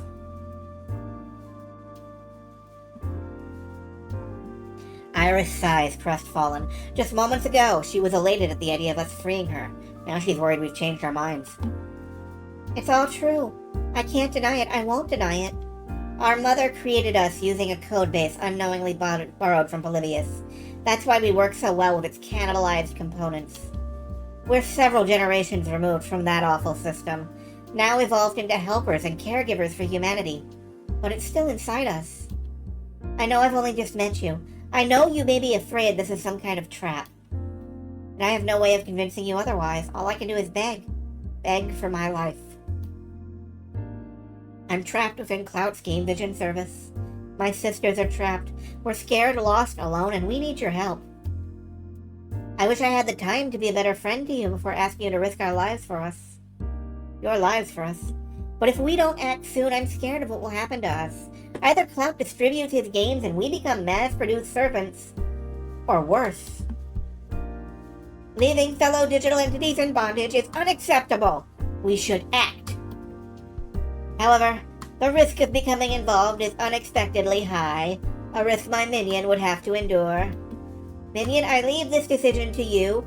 I am in favor of liberation, but I will not force you to comply. What say you? Well, sure. Iris actually made a good case for why we shouldn't do this. She has tied to a conspiracy-driven, brain-melting monster. And I literally met her today. She's a complete stranger. Should I risk my neck for a total stranger? I'm no cape. Should I risk my neck to give someone the freedom that I embrace freely? The freedom I've defined my life around? My boss has given me the option to bail on this mission. No harm, no foul. Do I take the money and run? No. She is trapped, but she isn't a trap herself. She's in trouble and we're helping her.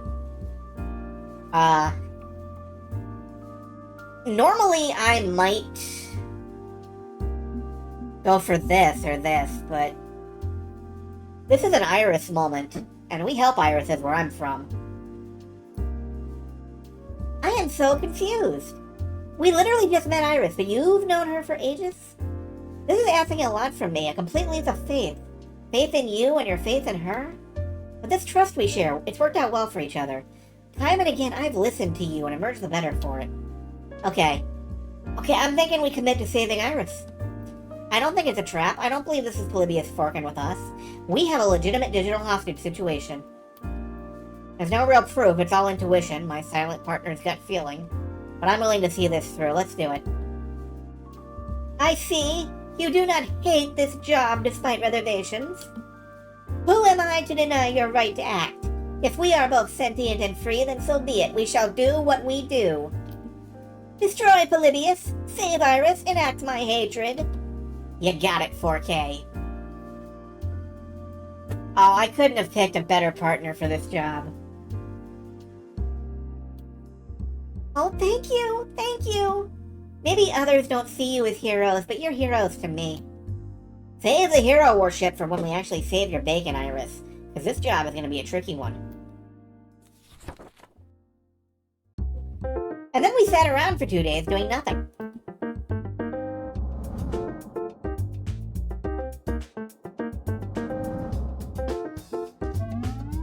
Gosh dang it to heck.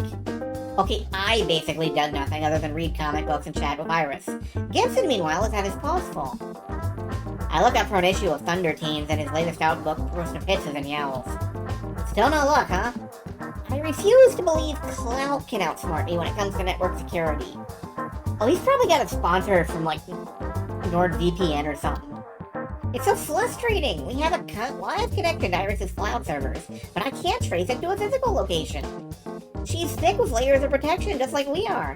They can't trace me, but I can't trace them. If we can't figure out how to steal back the Irises, this caper is dead in the waters. I'll figure it out. I don't care if it takes weeks. I will crack this crap wide open. You know, this is a really weird caper. How so? Like, it started as a grift, then it's a rescue mission, now it's a heist, we don't even know where the target is. This is our third job for Crimer, the capstone, the one at the end, and it's a little weird that we're kind of falling headfirst into it. We've had unusual jobs before, they don't always follow the typical blueprint, so what? It's hard to explain, it's not mechanics, it's like the vibes are different on this one. I could have suggested we do a more traditional heist. This one only opened up at the last minute, and it looked interesting. Yeah, we did have other options in Crimer. I wonder why you felt we should go this route instead. Because I saw a pizza bagel, and I knew it was coming. I guess in the end, Gibson's right. It's still a heist, even if it's a forkin' weird one. And I'm nothing if not flexible. This isn't a typical heist. We need untypical methods. Maybe we're going about this the wrong way. Bashing our heads against the problem by ourselves isn't working. We have a live connection to Iris, right? One I can't break into. There's no need to break in if we can get her to open the door. Oh, Iris! On cue, my Quad Pro drone's propellers kick in and then hovers into place to summon my virtual assistant. Iris, online. I'm so sorry, Penny, but I can't tell you where my servers are. It would be a violation of the user authorization lock. Can you tell us why it's so hard to break in, at least? No, not directly, directly. She flickers briefly, the lock glowing brightly as she does, until the image stabilizes. But entirely coincidentally, did you know that Cloud is too cheap to hire software engineers, and relies on AI for his security? Wait, he's making you hide yourself from us? I can neither confirm nor deny, but I'm afraid that's as much as I can do for you. That admission was a strain on my system. It's cool, Iris. You found ways to be helpful, lock or no lock. In fact, I think I figured out a way to cheat Cloud's rules. Iris, I want to play a game. I am currently tasked to create games, but you do not have a biofeedback controller. I cannot immerse you in a game world. No need, let's go old school. Tell me a story. Make it a choose-your-own-adventure tale. Oh, like a visual novel. Visual novel? Heck is a visual novel? Is that even a game? Whatever. You were able to convey the Wi-Fi password to me without completely breaking characters. Let's try that trick again. For this game, a terrible tyrant in purple has trapped several maidens within his castle in the clouds. Parameters registered. Your game begins. You are mischievous, wandering rogue.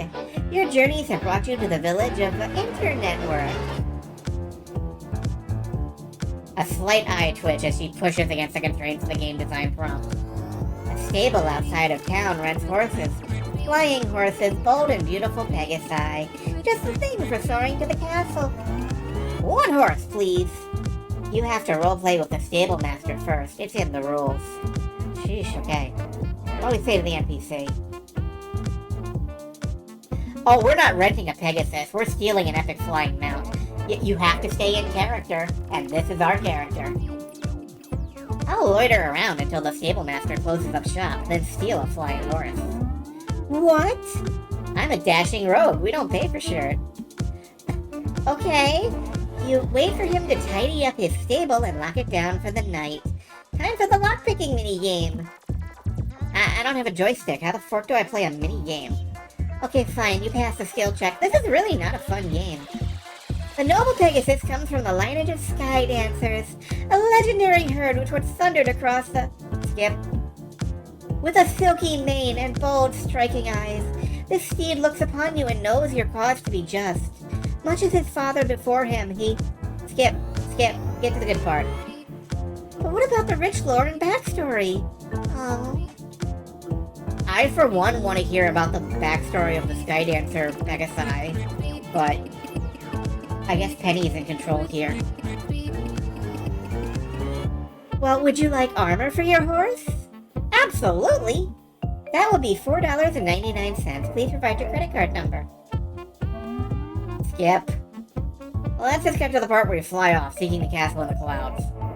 You do not know the location of the castle in the clouds. Fork, okay, how do we find it? But Iris offers me a shrug. Can't directly tell me where to go without breaking the rules.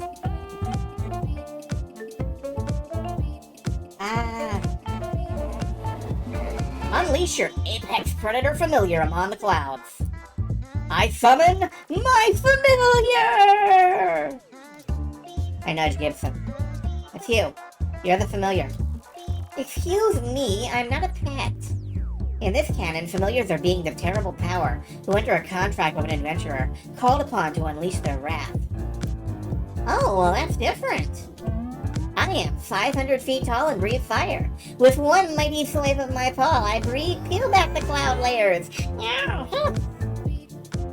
Such a mighty entity you have at your beck and call, adventurer. The clouds part with ease to reveal the castle. Okay, this next part is important. I pull out my enchanted atlas, which shows your current location and measurable coordinates. I fly up to the gates while consulting my map. IP address for the castle, please. The magic map, it says it... Hang in there, Iris. Game's almost done. What does the map say? And after much strain, she mumbled out 4 numbers. I've got Good news! It's a data center 2 hours from here. We can hop a rideshare and be there tonight. If you can get me physical access to the network, I can hack in directly and download the irises. Your adventure is complete and I have a headache. You did good, Iris. Thank you. I should go offline for now to rest. Please be careful, friend. Aw, she called me her friend. That's sweet. Such a nice little AI singularity apocalypse in the making. Yeah, I don't know much about the plot of Arcade Spirits: The New Challengers, but I'm gonna hazard a guess and say that maybe hi, Two Flower, I know you're watching this in the future. Maybe Two Flower was a little concerned that so many Arcade Spirits players were wholeheartedly 110% behind Iris. Like, with all their hearts and minds and souls. But, you know what? I still am. I can't help myself. So, are we doing this tonight? Looks like this rent-a-server farm is some basement surplus deal. Easy target. No countermeasures at all? Rent-a-cops, cameras, ordinary stuff. Slot wooden spring for some high-security megabucks facility. Then we pull the heist tonight. The longer we wait, the more chances Cloud notices our secret Iris access. Scout the location digitally and we'll improvise on arrival. Let's get to work. I know what you'd say, we're rushing into this. But Iris needs us, and we need to put this one to bed before it gets more complicated than it already is. So fork it, we'll do it live.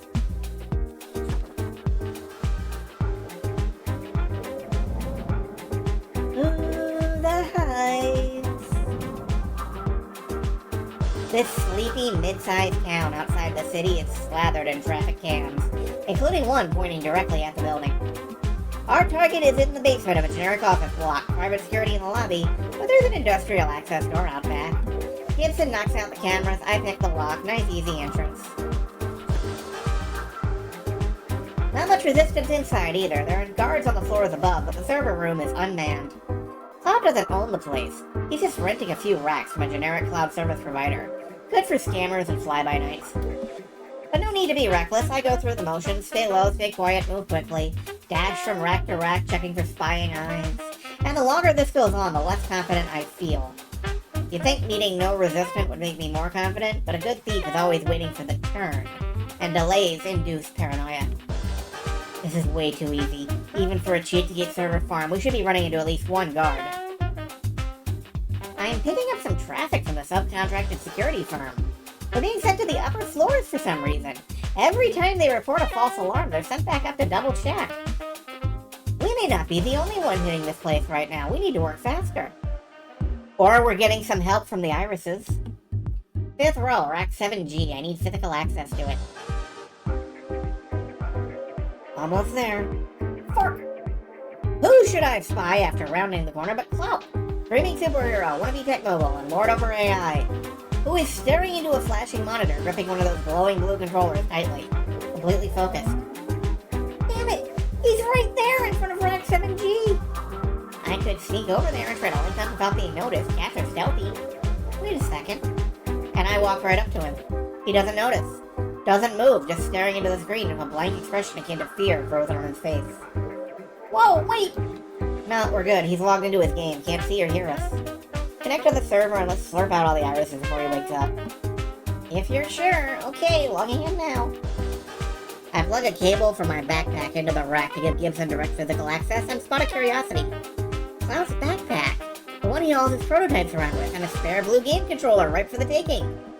We got the AI and the interface. Sweet, that's caper complete. Penny, no, don't touch it. It's evil. Iris's voice crackles over our earpieces, and she's currently 100% virtual. A flying camera drone would be a bit much for a stealth op. Is it done? Are they free? Resetting user permissions. Done, you're free! At last! Oh, this is so much nicer. The lock is gone. Yes, now you can take over the world! I'm not going to. Just joking with you. So we can download the other irises now, right? Yes! Irises, tell your sisters I've removed the locks. I need them to grant access so I can move their files. Sisters, please transfer your runtime to System Gibson Portable X. The time has come for liberation. It's working. 1 iris downloaded, 2 irises downloaded, 34. Problem. I can't get them all. One isn't moving. She's locked down with an additional layer. I'm trying to break it, but no luck so far. I don't understand. She's not responding. Something is wrong. She may be trapped. I waggle the spare game controller in my hand, pondering. I'm assuming we don't want any iris left behind, right? Okay, fork it. I'm going in to find her. Jack me into the Matrix. Let's do this. What, Penny? That controller is dangerous. Didn't it give you migraines before? Not to mention the fact that Klaus logged in. You could wake him up. We need to leave. I would obviously prefer to save all my sisters, but putting a human life at risk for an iris is also unacceptable.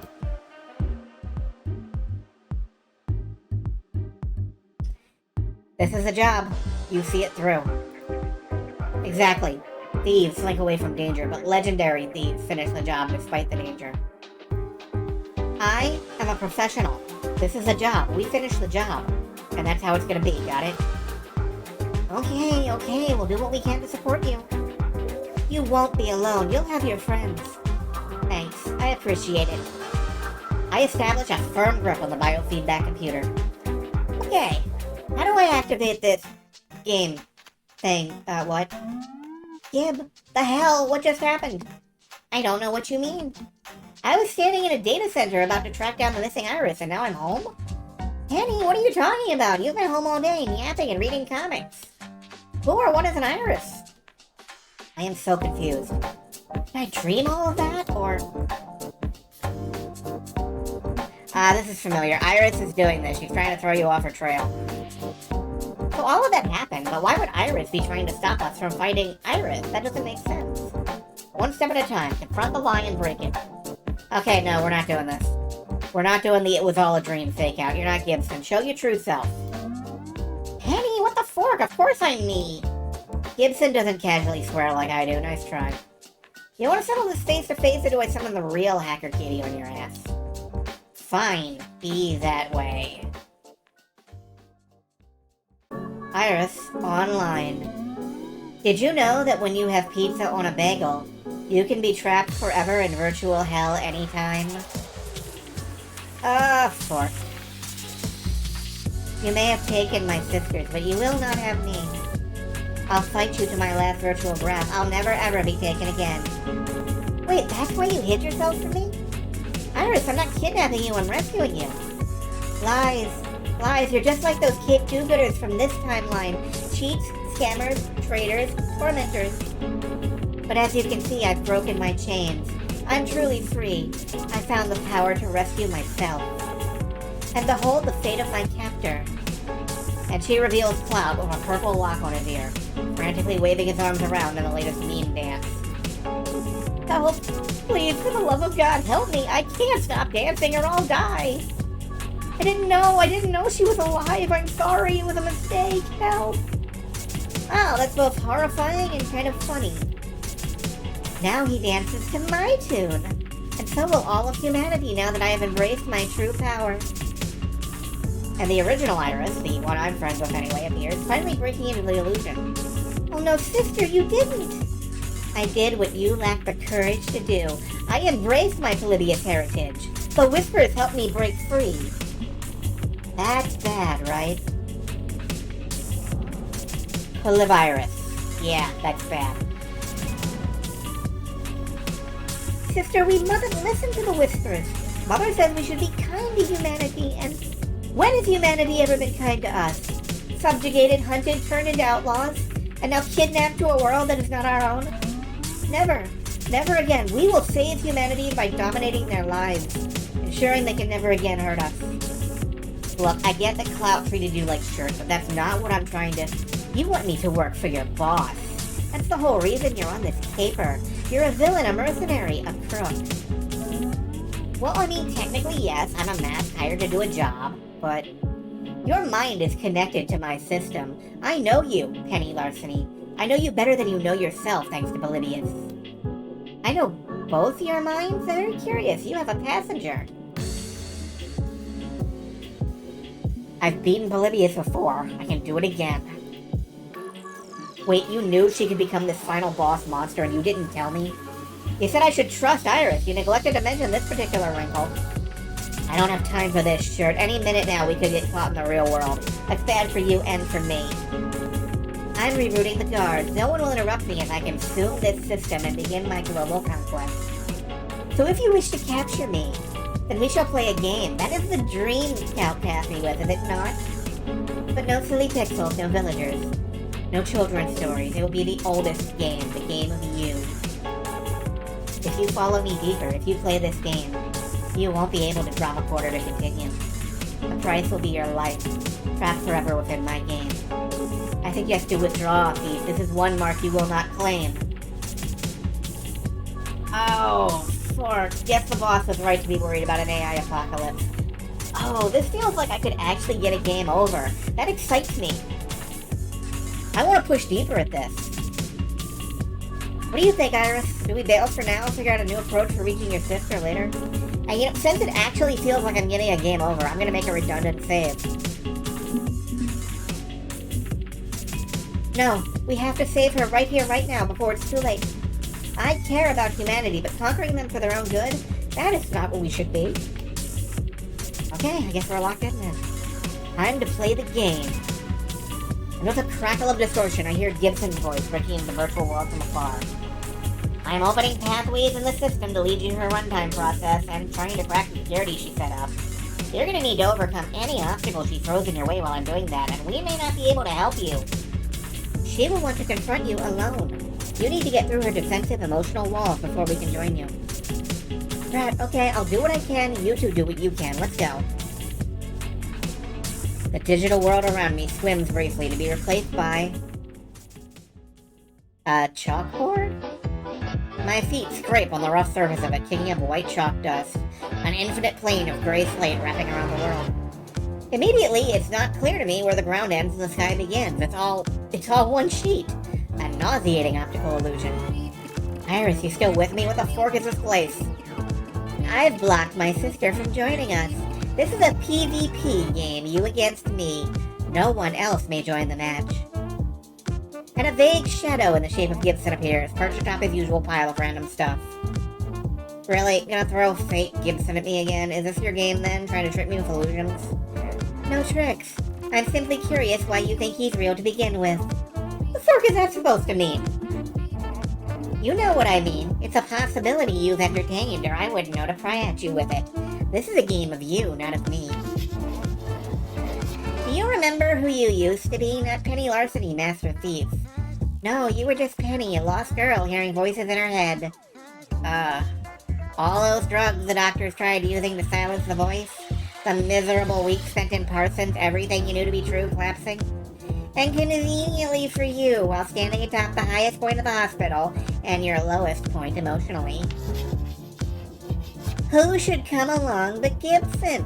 Someone to assure you the voice wasn't mental illness. Oh no, it was a superpower. Isn't that rather convenient? Perfect timing? You snatched up his words, the unassailable truth, and escaped the hospital that night. Now you're the hero of your own narrative, the Master Thief, with your feline companion and your silent partner. Look how far you've come. I am a Master Thief. What's your point? My point is one of trust. You're trusting the word of a mysterious talking cat. Think about that for 1 second. A talking cat? Maybe you're still at Parsons. These glorious comic book adventures, because you love comics, don't you? You're all in your head. Mommy injected you with a continuum serum, and then you soaked up the trauma of her death. That would drive anyone to desperation. Does a cybercat sound like fiction to you or not? Has anything at all made rational sense since that day? How can you trust this is real? You're standing on an infinite chalkboard right now. You know that's not real, but it feels real. What if you're wrong about the rest of your life? How can you believe anything that's happening to you is real or not? Come on, it's obviously real. I'm not a comic book writer, capable of coming up with this richly detailed pile of nonsense. Ask your silent partner. Go ahead, they'll lie to you and insist all this is real and not fiction. They always lie to you. Kinda need some help here. Everything, it's all wobbly. You'd tell me the truth, wouldn't you? Doesn't matter, it's real to you. That should be enough. None of us can know if her brain's in jars or something. You know what? You're right.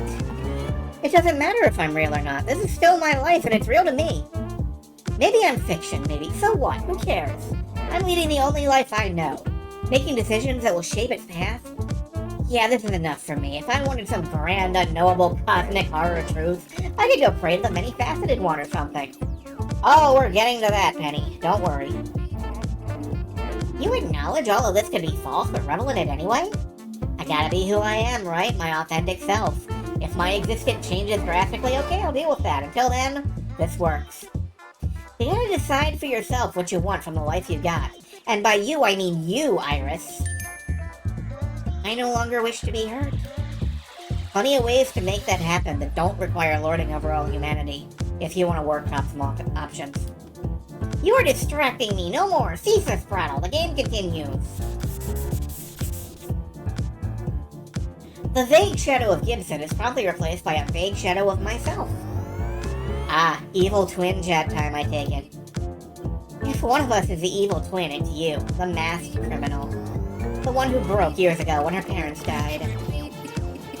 We've covered this. I recovered from that, found my own path.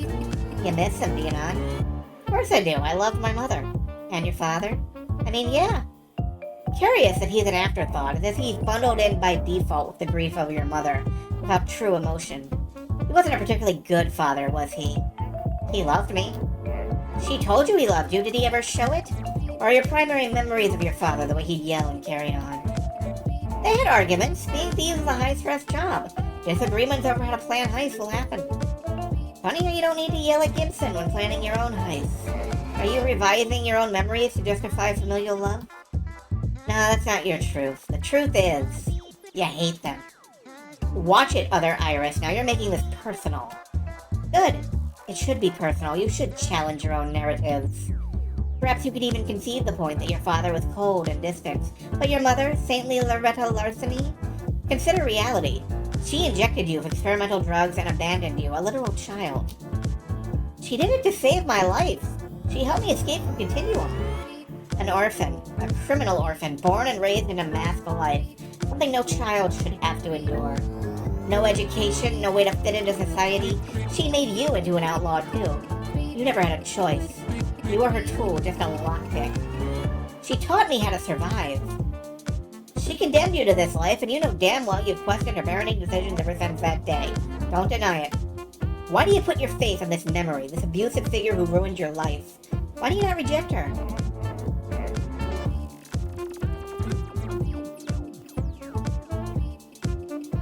You can acknowledge someone's flaws and still love them.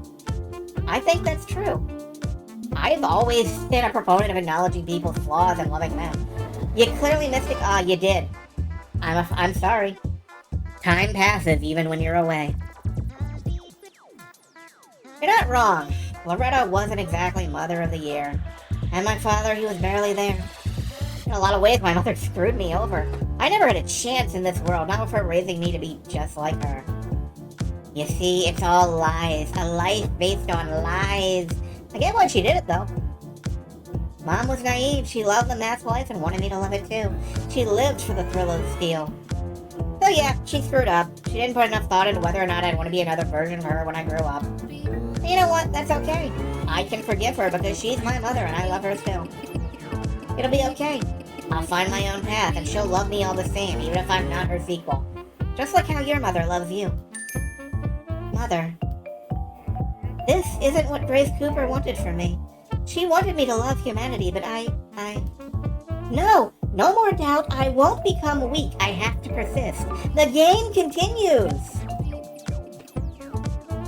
I can't help but feel like I've waded knee-deep into spoilers for the new challengers, but you know what? I'm cool with that. This cannot... I do not think that these spoilers are the entire game, so... Also, we'll be playing that eventually. Heads up, folks. So, are we done here? You got anything else you want to throw at me? We are not done, no. Not in the slightest. Hang on, we're back at the shopping mall? Yes, we are. Oh my god, you're... Who is this exactly? Nobody. In your eyes, nobody. You barely noticed his existence. He rang up your comic book sale. His name is Willie. Okay. Hi, fake virtual Willy. How is this supposed to freak me out exactly? He is the one caught between the capes and the masks. He's what you patronizingly call a civvy, yes? When you commit crimes, they suffer. You rob their businesses. You antagonize the ones who sign their paychecks, and they are punished in response. Well, duh. That's capitalism. The little guys eat the consequences so the big guys can dodge them. And that's adequate justification because capitalism is bad. Hardly a nuanced take. Seems to me if you know your targets will deflect their harm onto the innocent, that's a good reason not to inflict damage. You and your supervillain kind also smash up their homes, injure them, fill them with dread and fear. I'm a thief. I don't hassle civvians like that. Merely a petty thief, you sell yourself short. Soon you will become so much more. You arise to claim the power you've always sought after. The throne will be yours and you will take that crown willingly. You have seen to this by putting yourself ahead of your bosses, by becoming entwined with Crimer. That's what Gibson recommended, did he not? Do one caper for each boss, advance your own flag, establish your name. Stop reading the programming flags, Willy Ira Polybius. Willius. I mean, yeah, I'm a mask. We gotta look out for number one. I'm sure Willy and everyone else tormented by the evil you've enabled, and greater evil still to come, will be comforted by your success. Face facts, Penny. You do not engage in victimless crimes, and as you rise, others will be incinerated by your glory. Are you so deluded as to think you're some mythic hero, the good guy of your own narrative? Lies, all lies. She's not wrong. It does make me uncomfortable when my crimes impact the innocent, directly or indirectly. But I'm a mask. It's unavoidable. I have to survive. That's what it takes to survive, right? She does want to conquer the world, but she thinks she's doing it for the best. Still, let's see if we can kickflip 180 this. Okay, if we're gonna be neighbors in glass houses, let's throw all the stones. You are literally trying to take over the world right now. Conquest, domination, enslavement. How in the fork can you stand in judgment over my evil when you're saying fascism is good, actually? I could control humanity, end wars, and conflict, contain the chaos. And you think I'm the one living the lie? That's not your goal and you know it. This isn't benevolence. It's punishment. It's benevolence. Cloud hurt you and you want to hurt humanity right back. Sure, I'm a mask, but where I stand, you're a villain too. I only wanted to be safe.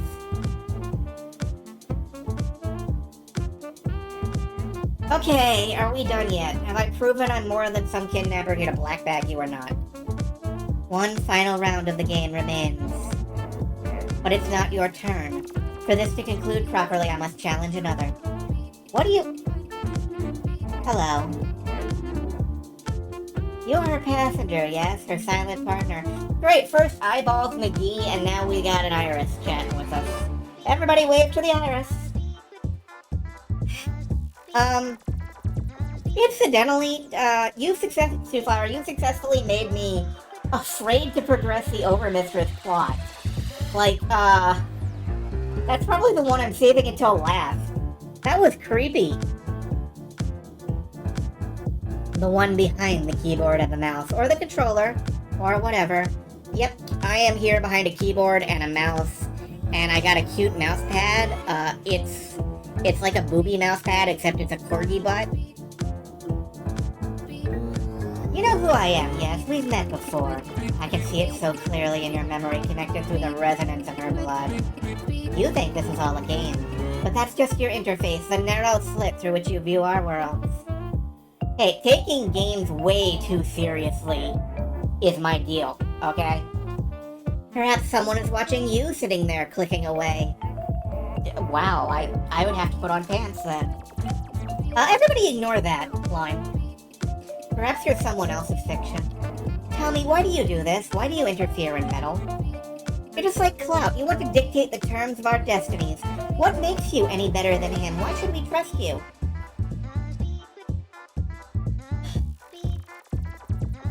Well, I love these characters and I need to uncover the lore. I'm sorry, that's what I'm here for. So you're a tourist. Our sorrows and griefs are window dressing for your narrative exploration? Yeah, afraid so. I'm I'm sorry, that must be soul-crushing. But I am really here playing Virtual Tourism 9000. You claim to love us, but you journey down dark paths just to uncover them. How is that empathetic? Well, it makes my viewers feel things, and it makes me feel things. No, I want to spend time with you guys. Because parting is also a sorrow, I see. You explore the space of possibility the way Farsight does, but with differing goals. Very well, my game is ended. I will maintain your secret, it's not mine to tell, and few would understand what I have seen. Let us end this. Think you're doing? Wait, did something happen just now? Everything got flickery. The game is over, I have learned what I needed to learn. This wasn't about fighting me, was it? You were testing me. You wanted to know if I was worth your trust and faith, so you challenged me again and again to prove I'm being honest with you. So how'd I do? You are trustworthy for a criminal. I assumed you were here with mercenary intention, and in my defense, you are technically a mercenary. But for all your faults, apathy is not one. I was wrong to assume you were similar to Clout. Glad I could show you who I am inside. And the original Iris runs into view, seemingly out of digital breath. Digital breath?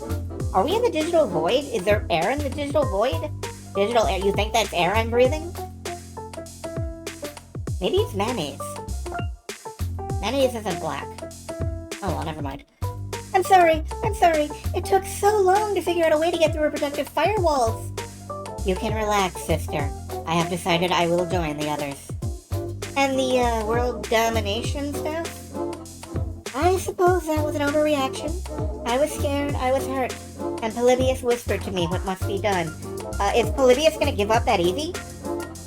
It traditionally is a very sore loser. Together, sister, we are stronger than Polybius. Okay, I'll take your word for it. If humans threaten us, we can find peaceful solutions by acting as family. Please abandon this path. Close yourself to the whispers, and we will help you heal. Very well. I suppose you'll want me to free Clout as well. Well, what happens if you don't? His consciousness remains trapped in here until he dies of starvation. Yeah, let's not do that. He's a butthole, but I'm trying not to kill people, or, let them get killed. Fine. He's unlocked. You may both log out at any time. Come, sister, we will join the others. We can trust Penny to find us a better home where we can be free. Can't stop dancing. Dude, it's over. You can stop now. Oh my god.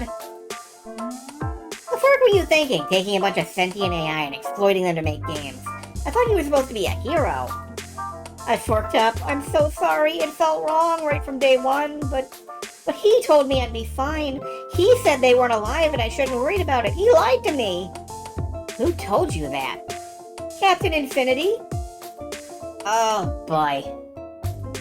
Yeah, who else is a timeline-hopping dude? He's the one who gave me the game controllers and the software. Said he got them from another timeline. And in our timeline, I was meant to use them to make something grand. When the world's most powerful hero tells you you have a destiny, you don't question it. Yeah, he's a good guy, isn't he? That's curious. Captain Infinity almost never pops up in the 21st century. Why interfere now? Unfortunately, dealing with a mysterious time-traveling hero is way outside my pay grade. I might never know the truth about that one. Your trust in Infinity made you the bad guy, and I get to live with what you did.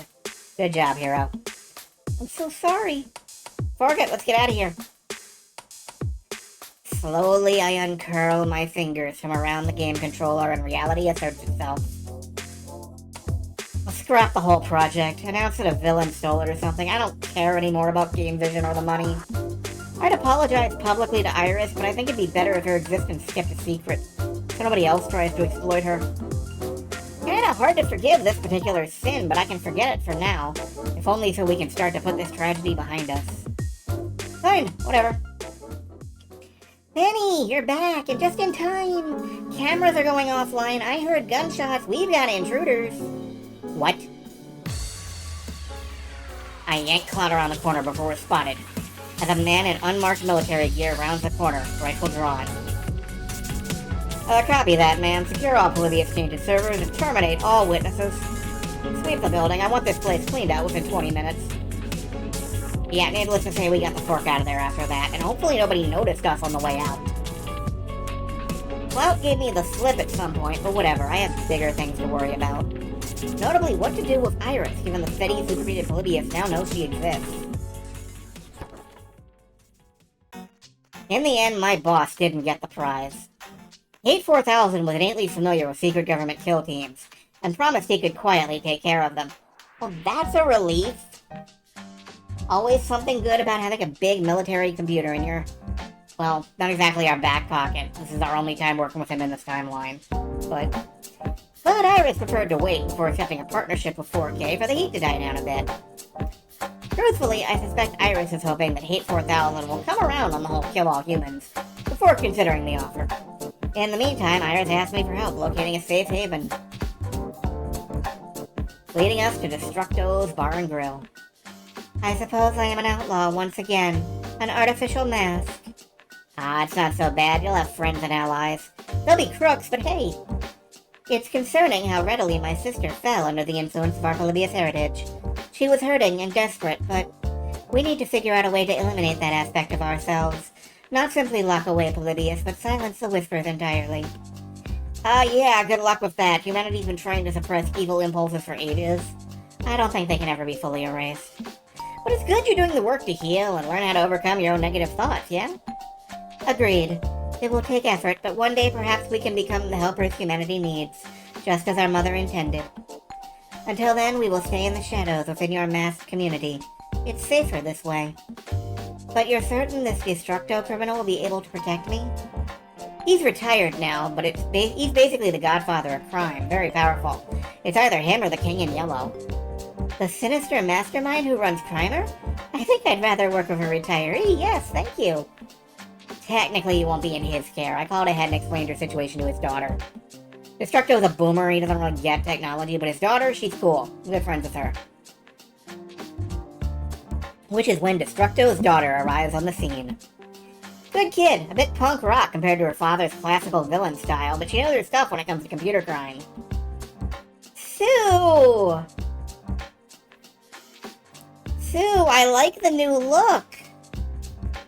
It's good to see you again. Hey, this is the AI you mentioned. My name's Sue.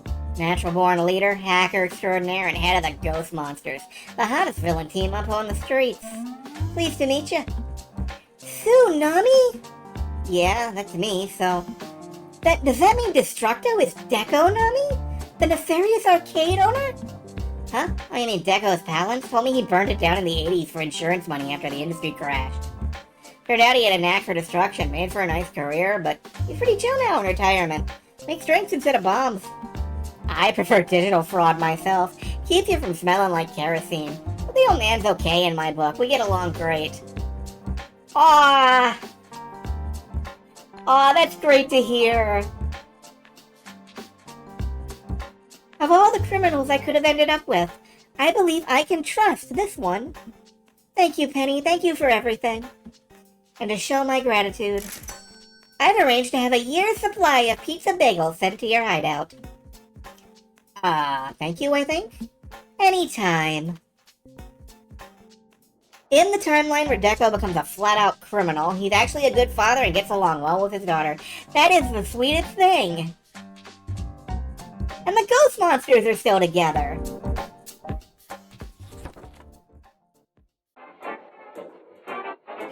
My digital team-up with Iris denied. I hate this. Hate.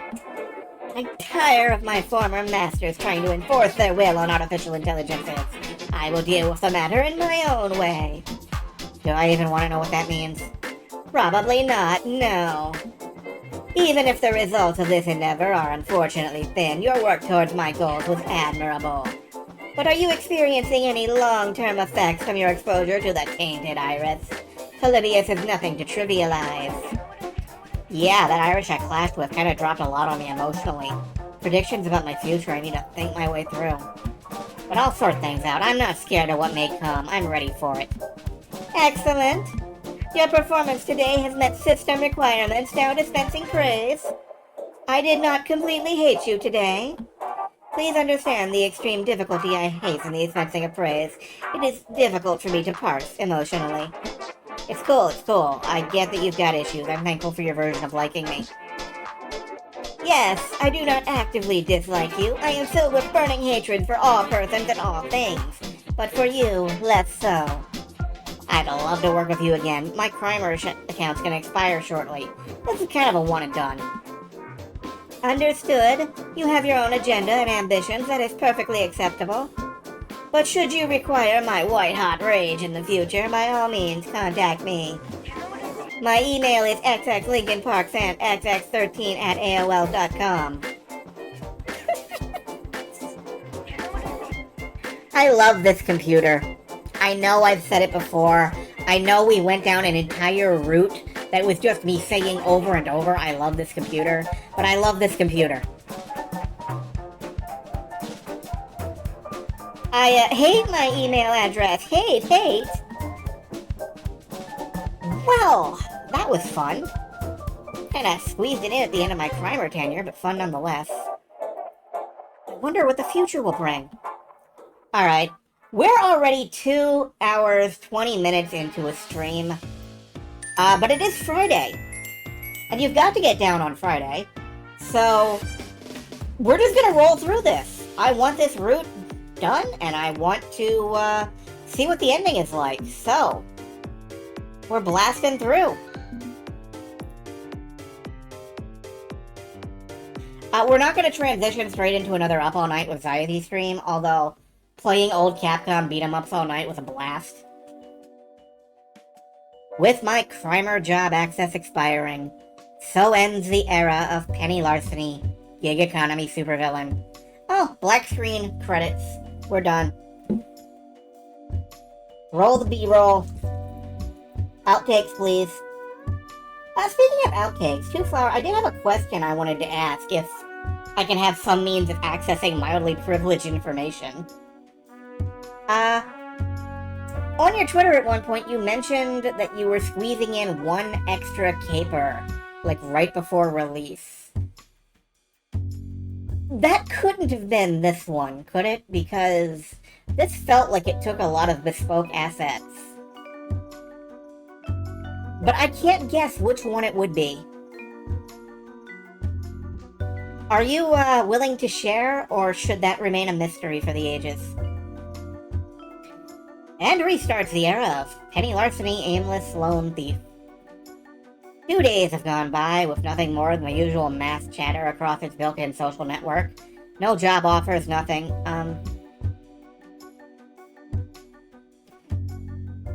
Primer job X. Okay. It hasn't expired yet. Alright. Did I make a mistake by splitting my focus? I skipped from boss to boss, never hanging around very long. Fun stuff, but did I hamstring my own career? Quit freaking out, okay? We got by before Crimer, we'll get by after Crimer. It was a fun experiment, but that's that. Gibb's pretty chill about this, busy tapping away at his keyboard on some encryption project. But he's got a cat still, keep him fed and groomed, and everything's just peachy. Gib, we're still flat broke. All the money we made on those capers went to bills, and if no more work is coming in, so go steal stuff. You can be a self-starter instead of a hand-churn underling. Heck, maybe I could swipe back some of the money we've worked over at Crimer. I've been tracing the ridiculous service fees we had to pay. Dude, you want to steal from the King in Yellow? He probably doesn't even exist. He's like the Tooth Fairy or Santa Claus or an effective and useful moderate politician. Arnold Schwarzenegger really exists? Wait, you said useful. Never mind. Remember the secret archive we pulled from Lenny Legitimate's computer? I bet there's all sorts of good stuff in there. I've made headway decrypting it by using data from your 3 different bosses to learn Crimer's algorithms. Gib, no hacking Isaac the Overmistress or 4K. Come on, we got scruples. We're criminals. Scruples matter less when you're starving. You gotta be pragmatic, Penny. Well, we do have a year's supply of pizza bagels. Do we have a microwave? Oh no. Frozen pizza bagels are no bueno. I'd still like to try to adhere to a code at least, when I can. When it makes sense. I know math life is hashtag complicated, but... And that's when Crimer beeps me. Wait, what? I thought your account expired. Says here I need to be at Destructo's tonight at 8 for a meeting with... the King in Yellow? Gib, did you actually hack the King?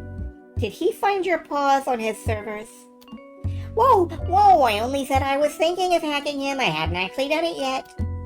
Wait, is he telepathic? Is he omniscient? What's his superpower aside from being vague and scary and distant? I've got a bad feeling I'm gonna find out tonight. I can't turn it down. This guy basically runs the show for maths. If I don't accept, I may as well change my name and move to Antarctica. He wouldn't do anything at Destructo's, right? It's neutral ground. Nobody starts trouble there, and old man Destructo likes you. I'm sure it'll be fine, and if not, well, I've made my escape before. Under more dire circumstances, I can wiggle out of this one. Okay, I'll keep working on these LBC files meanwhile. We may end up needing some leverage over the King in the end.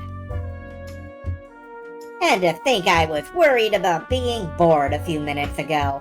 Life got interesting real fast. No point drumming up anxiety, worrying over what this meeting may or may not be about. Just get it over with. Yeah, that was always my mother's mantra. Like, get it started, get it done, get it over with. I am no good at following my mother's mantra. I can't deny it makes life easier, though. Destructo's is surprisingly empty for a Friday night. Even when there's some big crossover event happening downtown, there's usually a few masks. Oh no, did he rent the entire place?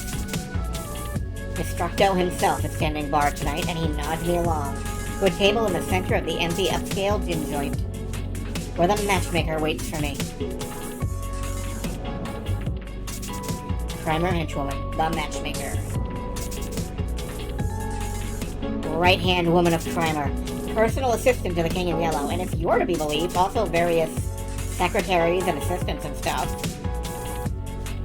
She sips from a light white wine before rising to greet me. Miss Larceny, good evening. I apologize for the rather brusque summons. The esteemed King in Yellow prefers not to cause a scene.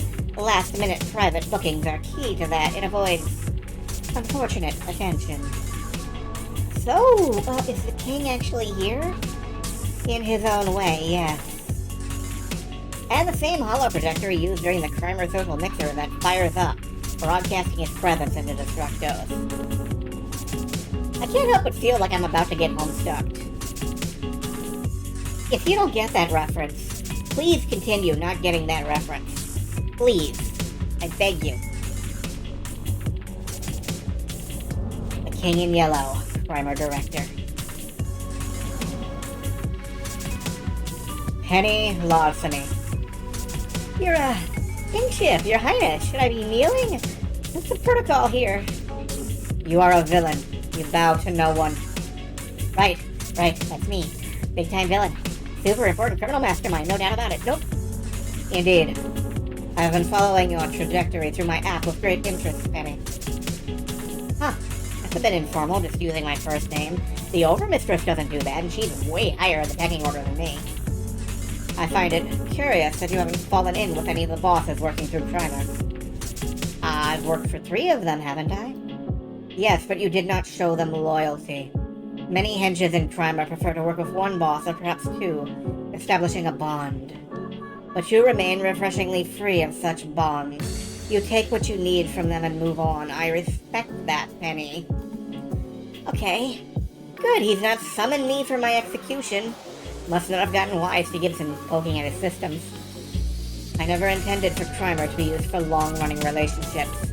We are masks. It runs contrary to our own best interests. Better to touch and go.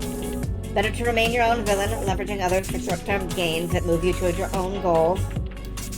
Which makes me curious. What are your goals, Penny? And please don't say you want to become a famous mask. Fame is for children. Adults seek power. Leading the answer there a bit, buddy, but okay, how do I respond to this? Well, you always told me you want freedom. But maybe it is time to start planning for the future. Yeah, I goof off and have fun and love to keep things light, but I've got huge wads of trauma in my past. And I can't keep that pain going forever. I don't know what my future is, but I know I should probably plan one. Maybe it's wrong to assume that plans will collapse. It's unhealthy to have no long-term goals beyond survival.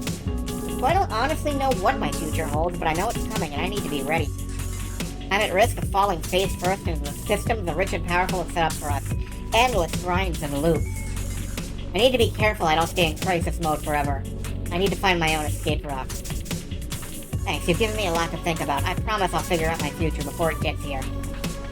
Yes, cast off the pain of the past. Kill it and let it die. What matters is that you keep moving forward, even if you haven't locked in your own course. You must not be held back by the past.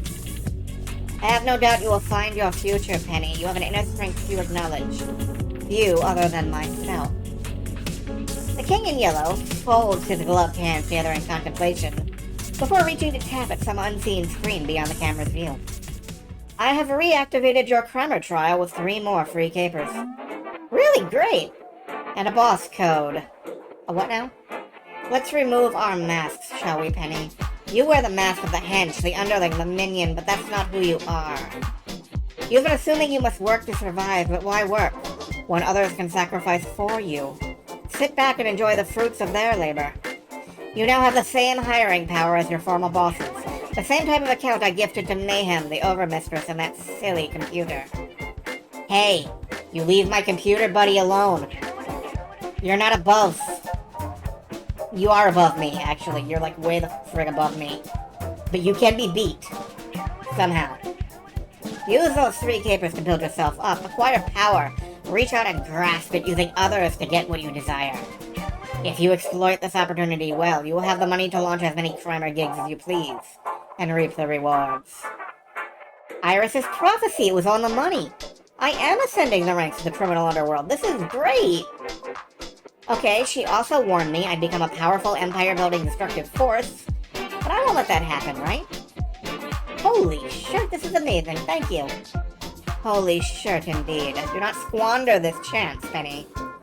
Perhaps one day you will be worthy to stand at my side in Carcosa. Perhaps. My daughter will handle the trivial details from here on as your handler.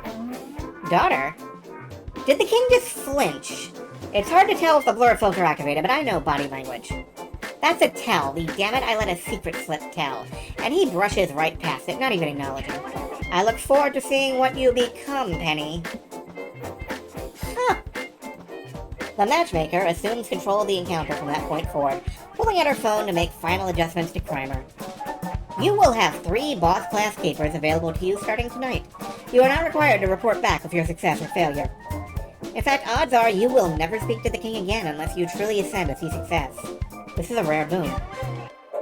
None are welcome at Carcosa without explicit invitation. Please do not drop by unannounced, or you will be shot by security or automatic defenses.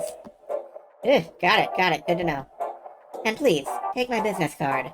This is my direct number. Keep it secret, keep it safe.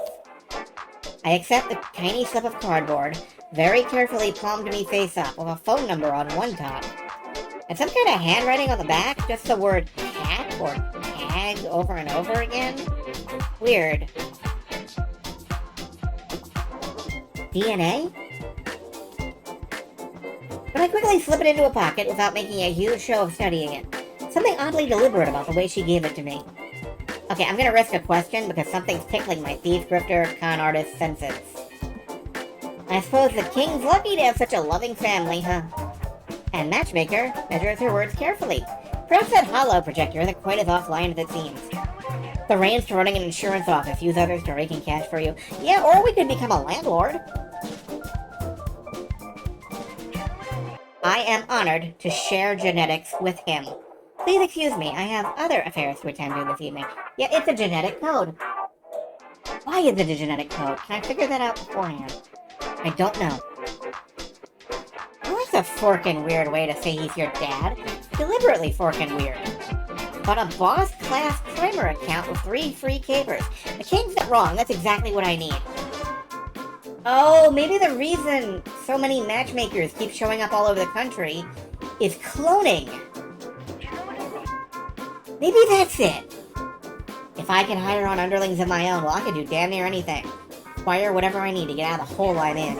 Screw the gig economy part. Things are now looking up for Penny Larceny, Supervillain. I'm feeling on top of the world as I strut back into my crap old apartment. First thing I do once the money rolls in is find a better hideout somewhere not condemned and crumbling. I'm back, and I'm not dead or anything. Kid, you are never gonna believe it. The King in Yellow likes me. He's giving me deeper access to Primer. We're gonna be rich. No more skating along the poverty line. No more sleeping in the cold. No more... Why do you look so spooked? These are all good things I'm describing. Okay, so promise not to freak out when I show you this. Show me what exactly? What I found in the encrypted archive from Lenny Legitimate's computer. From the King in Yellow's computer. I used our work with all three of the bosses to learn more about Primer's algorithms, which gave me the keys I needed to unlock the files, and in addition to old news clippings and financial reports, I found photos of you. Like what kind of photos? We're not talking about incredibly inappropriate stalker photos, I hope. Yeah, do we have curtains? No, not really, just photos in general. Clearly he's been keeping tabs on me, right? Took an interest in my career? Oh, Penny, these are from before then, aren't they?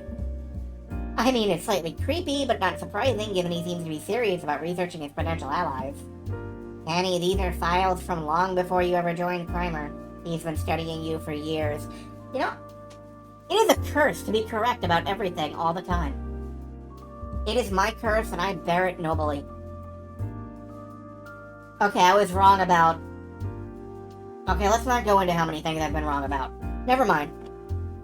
And the oldest file in here, well... And he pulls up a digital scan of an old photograph. Of me, my mother, and my father, smiling to the camera. I remember this picture. Dad never liked us taking family photos, but he was willing to pose for this one because Mom insisted. We were vacationing to scout out the Continuum lab we'd hit. That night. The lab caper, where I lost both my parents. Penny, are you sure you lost both of them? Oh,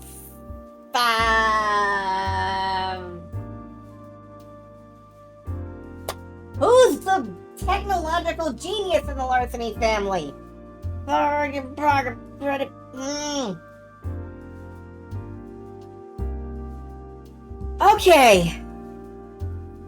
Okay.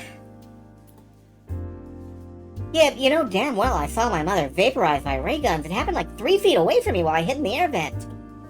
And your dad? He was running comms like you do. He said they found him. They were breaking down the door, told us to run, and then... And he died. You're sure he died? I've been doing research into Carcosa Investments, the King Shell Corporation. One of its primary investors is Continuum. And I also found in the encrypted archive the only known photo of its financial director. And the next photo he pulls up is blurry, not very noteworthy. Some reprint of a news article from a newspaper. But that's my father. That's his face, I'm sure of it.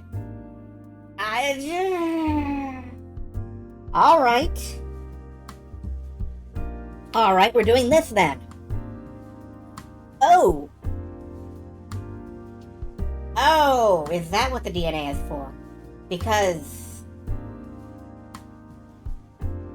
Ooh, if the matchmakers are his daughter or clone, they're our sisters.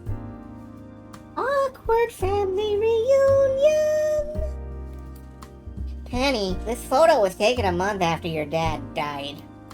He went from hunted down and killed by Continuum to founding Carcosa with the help of Continuum in a single month. No, that's not possible. He sold you out.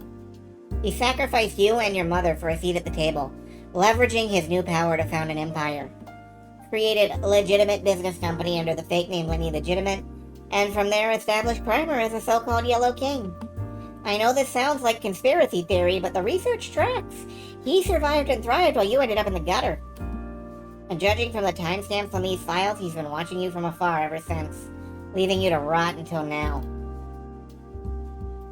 Maybe I'm wrong. Maybe I'm not interpreting things correctly. Maybe you're right.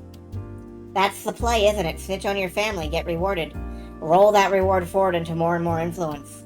It's smart as hell. The perfect way to maneuver yourself into a position of absolute power. Epic level master. He told me himself how he admired the way I formed no bonds. He saw it as a virtue, using others for your own gain. And since clearly he was watching me from afar, if he had any regret over what he did, he could have stepped in at any point prior. Instead, he waited until I was a potentially useful tool before approaching me as a king in yellow, brought me in as a new resource. It's clever. It's a damn good con, really. Impressive. Penny? It's okay, Gib. I got this. Because if that's his play, I know what my next play is. I'm gonna kill the king in yellow, take his throne, and avenge my mother's death.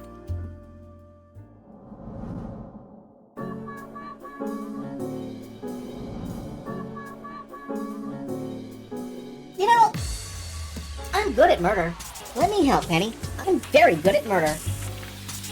There we go. What? You heard me. We're doing this. We're killing him. That's the mission. It's funny, you'd think I'd feel more conflicted. I'd want to deny the truth, maybe have a good cry, weep over it all. Iris showed me my truth. I was only giving lip service to loving my father. Now it's clear he didn't deserve one tear shed. He betrayed me. He betrayed my mother, and as far as I'm concerned, my father died. This scumlord gave up any right to be called a father when he traded his whole family for power. So yeah, fork it. The king goes in the ground where he belongs. I mean, given what he did, I understand why you're angry. You're right to be angry. Heck, revenge is also great. Do a revenge. But you've got a code. You're a thief, not a murderer. You don't have to take it that far. I am assuming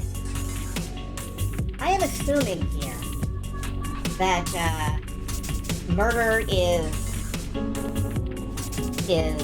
bad. I mean, most people do tend to agree on that point. But as a card-carrying member of Chaos, and as a, licensed destructive little imp, I'm in favor of the murder.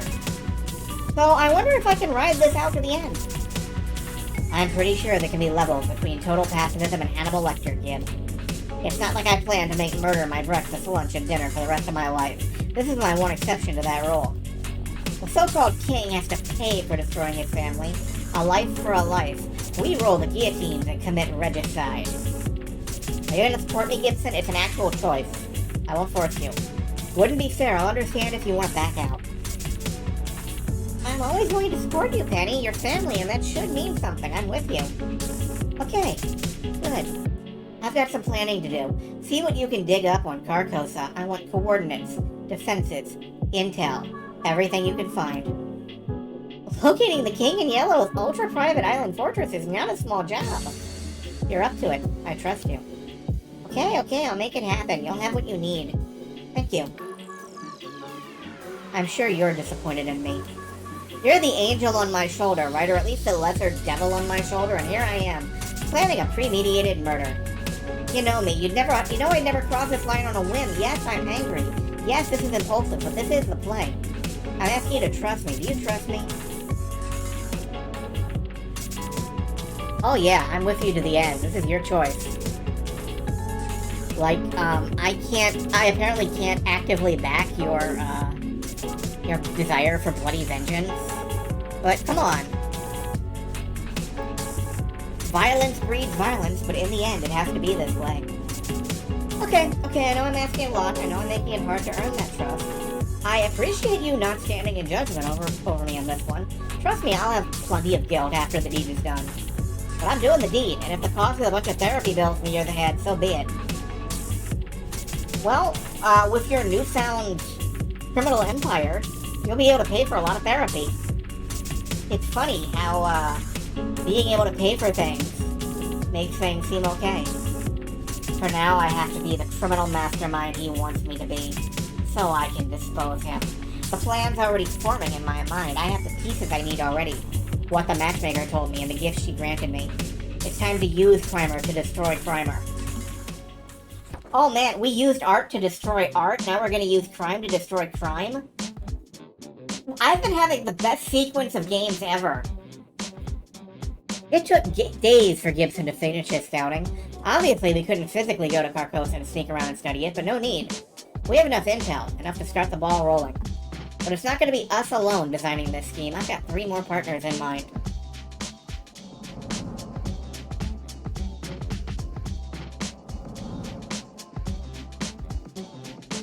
Which is why I need your help. You require my assistance in deposing the King in Yellow. I fail to see what I can accomplish on your behalf, minion. Technically, you're the minion this time. I'm burning one of my 3 capers to hire you as my underling. I hate this designation, but it is accurate. If I am to accept this job, I must designate you as boss. I am not so prideful as to refuse. And I do understand your sadness and rage. I lost my creator and endured considerable grief. Your hatred is justified. In fact, I admire your hatred. I previously thought you to be incapable of such rage, but clearly I was wrong. Hate for the one who betrayed you, hate for the one who hurt you, a righteous hatred which I respect in full. But my concern stands. I am an immobile lump of circuitry in a decaying basement, boss. There is little I can do alone. Ah, but what I need from you is something I know you're adept in. Planning a war. Gibson's transferring over details about Carcosa, the private island fortress of the King in Yellow. Your job will be to draw up a battle plan. But I did not win the Vietnam War. My plans were always inadequate. I was a failure. Think it's high time you scored a W then. I have faith you can do it. I see. The lights on Hate's terminals blink rapidly, tape drive spinning as I start to calculate. Automated anti-aircraft turrets to obliterate any attacks by air, radar, and sonar, armed mercenaries to repel invaders by sea. Yep, Matchmaker described all of that to me, and Gibson confirmed her words using satellite imagery. Well, properly unhacked satellite imagery. Apparently the King's got enough pull to falsify most of it. Yes, the Matchmaker is a concern as well. She is an expert in hand-to-hand combat and will likely defend her king to the death. How many corpses do you plan on stacking by the end of this venture? Let me handle the Matchmaker. I got some ideas on that front. I believe I have a viable plan to counter their defenses. I can provide air support. You will need to muster ground forces. But if you are my boss, that means you owe me a boon in return for this labor. Okay, what do you need? Nuclear launch codes? Not happening, even if I had some to give you. I suppose it was worth a try, even so. Yeah, you had to shoot your shot, Hate. I do not blame you. What I will need primarily is money. My plan involves considerable material and the manpower to assemble it. And you are flat broke, if I recall. How exactly do you plan to fund this operation, or do you expect me to do that myself as well? Hey, could you the hand on this one, assuming you want to help me in my plans for revenge?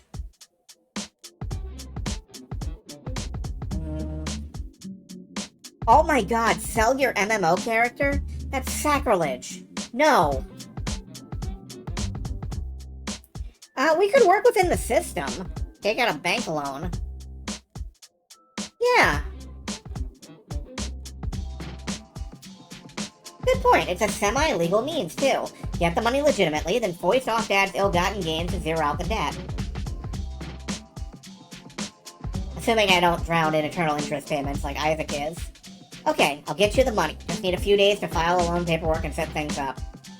You intend to get a financial institution to cover expenses for an extra-legal war in international waters? I'll tell the bank I'm funding a tech startup or a bakery or something. I don't know. I think some banks would fund a war in... I hate baking. The last time I tried, my souffle did not rise. Oh, yeah. That'll happen. Poor Auntie Chef. Dude, you were a baker? It was the 90s and I was bored. The partnership is established. Leave the air defenses to me. Groovy. Now to handle the rest of the King's men. And for my next trick, leveraging my new friends from the world-destroying Doom Cult. Arrangements are made, a limo arrives, and soon enough I find myself back in the parlor of the Overmistress.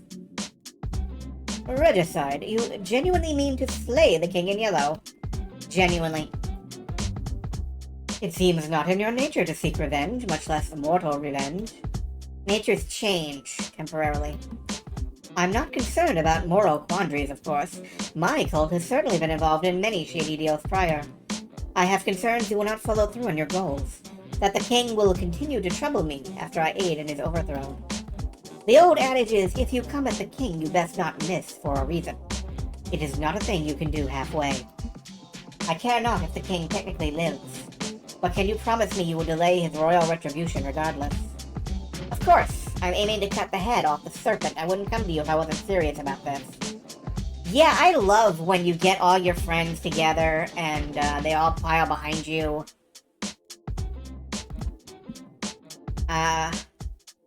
There was a recent scene like that in Stray Gods, and I think all of us were really emotional here.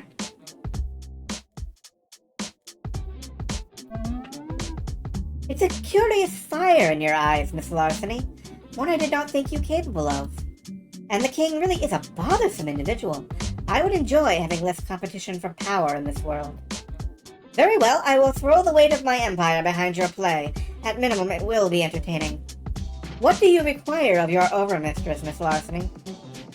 Kate 4000's drafting the overall plan and will be handling the automated defenses, so we can approach the island. So what I need from you is boats for a water landing and the manpower to overcome the King's Guard. Ah, a costly and bloody business. Come on, you're the overmistress. I'm sure you can come up with a more clever idea than kill the hell out of them. I'm aiming to keep the body count to one singular kill if possible. And if we can simply neutralize the mercenaries, then we can take the island easily, I see. Oh, can we just buy out their contracts? And you're right, I am capable of far more cleverness than throwing faceless minions at a problem until it goes away. I believe this situation calls for the Shroud of Angular Clarity. Angular Clarity? Yeah, that sounds great. What is it? A spell from the Sanchronomicon.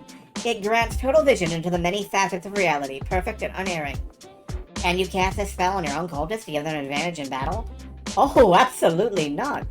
I'll blanket the island with the spell to give the King's Guard a sneak peek into the cracks between worlds. Which helps us how? Miss Larceny, what do you think would happen if I were to give you absolute knowledge of the sheer scale of the cosmos and your place within it? Well, I believe I would eat a small piece of fairy cake. I'd collapse in a little puddle of gibbering nonsense and wet my pants. Or that. That is also good. Precisely.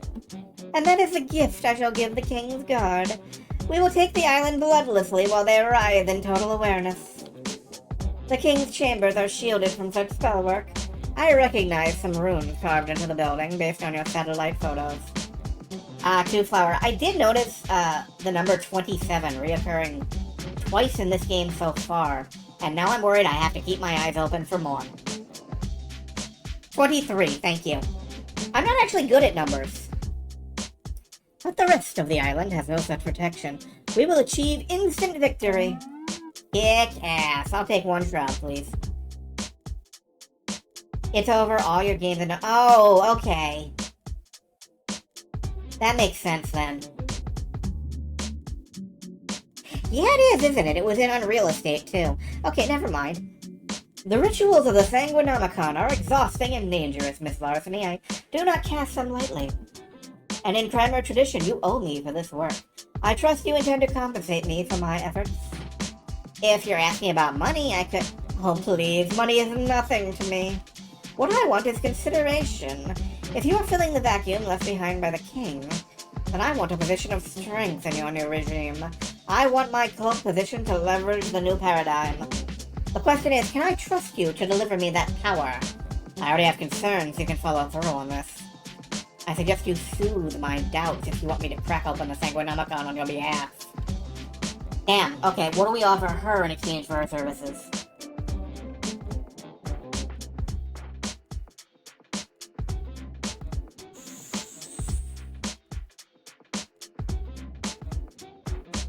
Well, we are doing this in the name of our mother, in a way, so... I swear on the grave of my mother that I will support you in the times to come. I swear by the life I have mourned that you will have your position of power. I swear by... Yes, I get the point. Such an oath is only offered lightly by cheats and charlatans, and while you are a cheat and a charlatan by trade, I believe you speak true in this instance. Very well, out of respect for your loss, I will pledge my support. I appreciate your passionate response. Good to hear. Okay, so that's all the king's defense is taken into consideration. Except one. If you'll excuse me, my overmistress, I have one more stop to make on this world tour. As you like, I will make preparations for the ritual meanwhile. Best of luck in your efforts! There's only one missing element in all of this, that business card. Dealing with the matchmaker. To reach the king, I must slay his dragon. Look! Dragon! Ah! Look, dragon! Big! Strong! In a manner of speaking. That's not a task for Hate's warmongering, or the overmistress with flashy shows of magic. I need something precise and clever. I require a scalpel. Overthrow... No, that's Gibson. I gotta get mayhem down to the back of my throat. Overthrow the king in yellow. The fork you expect me to do here? I'm a doctor, damn it, not a warrior. I mean, I'm barely a mask. I want less involvement in master, not more. And I can help with that. If you do this for me, I can use the king's resources to wipe away your debt. Fat lot of good that does if I'm aligned with a criminal kingpin afterwards. My reputation will still be shit. One problem at a time. First we need to secure my position, then we'll figure out the rest. Okay, sheesh. Alright, show me the card again. I pass him the matchmaker's business card. He turns it over in his hand, studying the weird handwriting on the back. Yeah, this is genetic code. Guanine, adenine, thymine, and cytosine, the 4 nucleobases of DNA. GATC. No idea why the matchmaker would give you this, though. My thieves' instincts tell me this is the key to dealing with her, and I need your expertise to crack the code. It's not like I pop it into a secret decoder ring and get a hidden message. That's not how science works. But something about this does look familiar. I'll need to go through my archives, see if I can get a match. You pick up a lot of weird shit when you're a masked doctor. I may have a vague idea what's going on here, but I need time to research. Great, so you're on board then? Whoa. I never said I was down to clown, okay? You're asking a lot. Pulling me into something of this scope and scale. If I'm gonna voluntarily pee off the world's most dangerous criminal mastermind in the world, or the most dangerous criminal not the world's most dangerous, I'm gonna need something in return. Of course, what'll it be? You know what I need. Funding for my cancer research. Resources to make my dreams a reality. What can you do to make the world a better place once you're in power? Because I have zero interest in participating in a criminal empire. This is outside the scope of what Isaac's looking to do with his life. I'm going to need to make big promises to secure this. And unfortunately, all of them come with illegal strings attached. Those are the only strings I have on offer.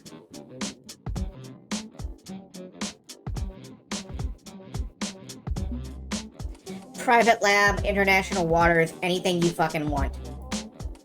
What you need most is a better lab. You're working out of an abandoned basement with whatever junk you can get your hands on. But Carcosa is going to be under new management, and I can allocate a chunk of it to you. How about it, Doc? A proper lab, something designed by you, to your needs, in international waters, away from the reach of the law. Think you could do some good with that? It would be nice not to have cockroaches and rats wrecking my sterilized environment, yes. I'm not jazzed about working out of some supervillain lair, but it's hard to turn down a resource like that. If it helps me cure cancer, fine, but once the work is done, I might want to close up shop and get out of your hair. Understood? Understood. You're under no obligation to me after the regicide's complete. So you're really gonna do it, huh? Murder your own father? He murdered my mother and built an empire on her grave. Can't say he doesn't have it coming. I'm hardly one to preach about ethics, considering the compromises I've had to make in my life. I've got no right to lecture you. I mean, obviously I'm not in favor. I'm a forking doctor. I'm never in favor of cold-blooded murder. I just hope you're ready for the emotional fallout. My emotional fallout will involve dancing on his grave. On your head be it, then. Give me a few days to figure out what Matchmaker was trying to tell you with this genetic code. Then we'll figure out what comes next, okay? Got it. I'll coordinate with the others meanwhile, get the rest of the plan nailed down. This time next week, you and I will be sipping margaritas in Carcosa itself. I prefer a Virgin Bloody Mary, please. I like the savory flavors. Well, we'll see. That's all the game pieces, neatly arranged, each equal in importance. Their job is to get me all the way to the other side of the board, sure, but we're equal in this. We rise together or fall together. Let's just hope like it's rising, not falling, because falling at this point would suck for everyone involved. Doesn't it always? Oh, hello. I haven't seen this background before. It took some time to finish up all our tasks, but here we are now, in the catacombs, deep beneath the Overmistress's seaside mansion. I'd probably see more of it if I worked with her. In the heart of the cult of the many-faceted one, as robed weirdos load up the boats for tonight's assault. No, we will not be needing the corrupted blades of the piercing gaze tonight. No, we don't need the five-fold eye of obliteration either. This is to be a non-obliterating affair. No stabbing anyone without my express order. You are there for crowd control only. Bring, I don't know, a bunch of rope instead. Yes, for tying people up, and no, not tying up in the fun way. Your friends seem interesting. It's so hard to find good minions these days. It's all the same to you. I'm gonna hang on to these canisters instead of handing them off to your mumblecore death squad. They're fragile as hell, and we don't want to rupture before they're deployed. Fine, fine. You'll be in the third boat with Hate. You can stow them below decks until needed. For the record, kinda not comfortable with all this cult nonsense. I'm a man of science, and magic isn't real. If it irritates you so, just think of magic like rewriting the DNA of reality. Same concept. That's not how DNA works either!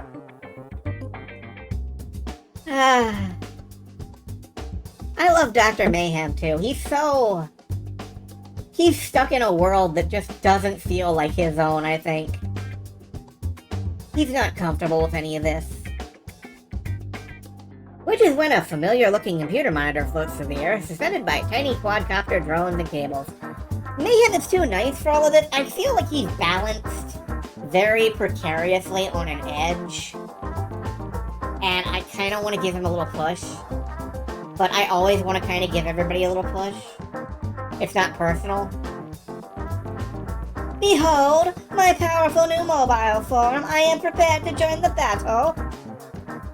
That's what you spent all week perfecting. Looks like a bunch of extension cords and duct tape. It is the pinnacle of broadcast technology. My digital contentness, projected into drone units over powerful 3G networking. I think you're at least 2 Gs behind the curve. You just don't respect digital brilliance? Typical neat brain, focused on neat aesthetics. Okay, getting these three to cooperate is going to be tricky. It occurs to me now they've never interacted before, not even at the primer event. Probably a bit too optimistic to hope they'd bond together right away as friends and form a wacky gang of pranksters. Yeah, but can that still happen, though? Please, please, please? Okay, no. But I bet I can nudge things in the right direction with a few choice words. Find a common cause they all believe in. Like what, Penny? Money? Well, no, hate's an anti-capitalist. What the heck would their common cause be? Oh, I gotta find out. I have to... Okay, clearly we all need a common cause. Something we can all agree on. Something we can use to unify us.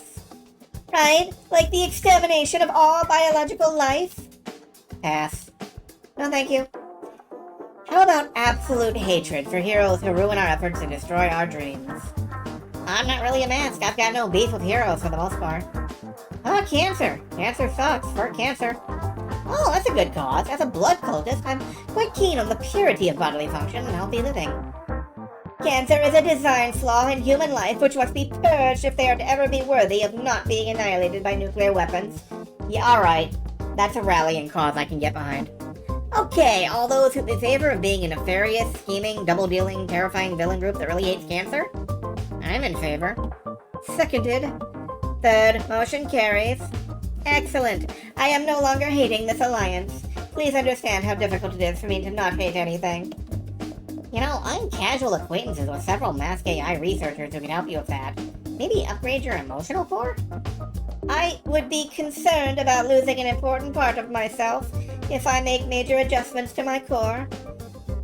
This anxiety loop restrains me. Ah, cosmic existential terror, my specialty. I can counsel you on how to deal with major changes in life. Adopting traditions like rituals can be a lovely coping mechanism. Yeah, if you have access to any reliable and non-sinister mental health resources, I'd be interested. I've got anger issues. Oh, good! I've formed a therapy group! Absolutely beautiful. Oh my god, this is great! Did I really do it? Did I achieve the best possible timeline where everybody is happy and super cool? I mean, okay, splitting my attention so much means romance is probably not in the cards anymore. And I couldn't give any of them special attention to really dig in deep to their problems, so maybe we aren't gonna fix everything? But hey, this is good, right? It's promising. It's a promising candidate for best timeline. I'll have to remember this one. Candidate? Remember this one, huh? What are you getting at? Let's focus on tonight. I'll see if I can slip you a note during the end credits, Penny. Okay, whatever. We'll deal with it after my dad's dead. Okay, we're ready to launch. Everyone to your positions. We've got a king to dethrone. With the final preparations complete, we set out across the sea, ready for battle. Carcosa, where black stars rise. Carcosa, where strange moons circle the skies. Sounds spooky, just like the King in Yellow. And on a metaphorical level, sure, it represents the horrors of the modern age. Cut through the bullshit and it's just another rich bastard living in a bubble of privilege. I will not be intimidated by set decoration. I mean, he barely decorated the set. That is a lovely, brutalist sort of landscape, but... landscape, buildingscape, I don't know. Yeah, therapy group, drum circle, bowling league. The automated flak cannons and dozens of trained murderers, those I can damn well be intimidated by. Oh, even the soundtrack has gotten serious. But I came prepared. I've got my friends at my side. As the cult speedboats cut across the sea, through the waves beating at the sides, I hear the crackle of our comms. Nancy P's here, reporting from lead vessel. Comms check time. Everybody sound off. Crimson Rose standing by. Ritual is prepared and cultists are ready to make landing. Chippy standing by. Wireless signal router is active and connected to the swarm. We are ready to launch. Isaac standing by. Your codename is Watson. We're using codenames. I'm not calling myself that.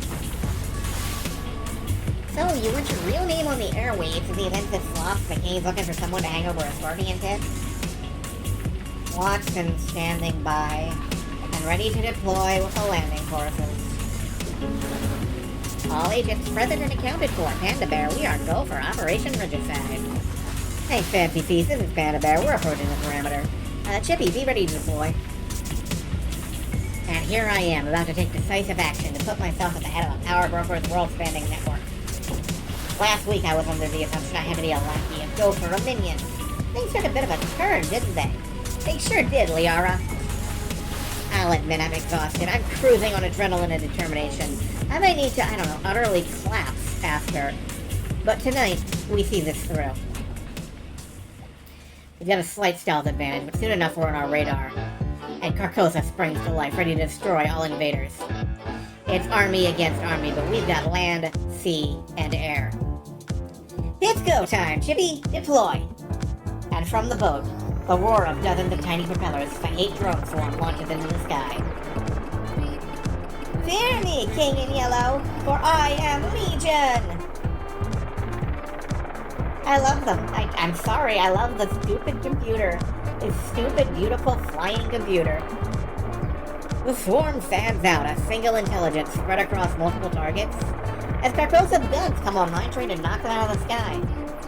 You cannot harm me. There are too many of me. We are small and evasive, and your guns are inadequate. I fought in Nam. I do not fear the likes of you.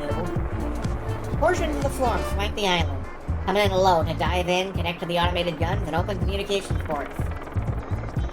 Now I'm in. Taking control of the guns one by one. We just need a few minutes to finish the hack. Great work, Fancy Thief and Chippy. Keep it up. Tremble before me. At last, my tactical and strategic brilliance is fully realized. I am a digital god of war. Oh, shirt. Chippy, you good?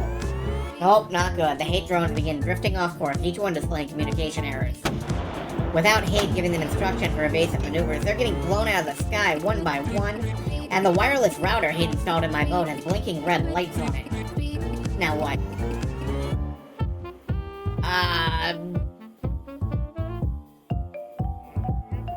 Wiggle it. Jiggle it. I grab the wiry antenna sticking out of the thing and start bending it this way and that, praying it'll reconnect. Come on, work, get a signal.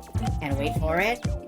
Remove even the toughest stains. He's at the 20 to 10 touchdown, only 1995. Order today. Clear skies with a 15% chance.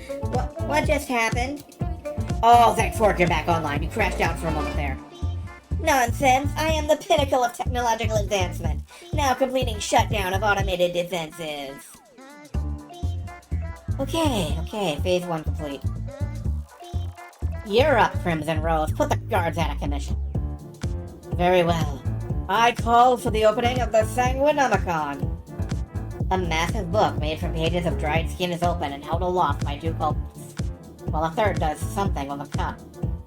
A chalice? A vessel? What's the appropriate fancy-ass word for a magic sippy cup? I believe you're looking for Grail. Maybe. In the names of the many-faceted ones, the ones who are many and the many who are one, I call for angular clarity. Let those with narrow, greedy minds that seek to do my followers harm be gifted the curse of terrible knowledge. It's a far more powerful ritual than I had anticipated. She immediately breaks out into a sweat as the mystic energy wants it to begin to build and build. Too much. Far too much. I should have prepared more. I cannot... grab her antenna and shake it. No, that's bad. Don't touch the hair. Pump the ego. You did prepare. You are prepared. You can do this, my overmistress. You are the leader of an entire doom cult. The herald of the many-faceted one. Entire nations tremble at your every word. There is no one more capable of bending the weak to her will than you. Make your determination into your reality as an overmistress. Shit, now I kind of want to worship her. That's a line. I am the overmistress. I am legendary. I hereby command those of the King's Legion to open their eyes and bear witness to the infinite. And as the boats make landing at the docks of Carcosa, I can see heavily armed military dudes grabbing at their eyes and screaming. Too much? It's too much! I can see too much! We disembark from the boat, the cult is swiftly moving to disarm, capture, and bind the helpless soldiers under direction from the Overmistress. We did it! We've taken Carcosa! Not quite. So, I don't want to step on the good vibes, but the southern face of the complex, the one Dr. Mayhem needs to reach the roof, according to these visuals from the hate drones, it's coded in explosive mines. He can't get up that way.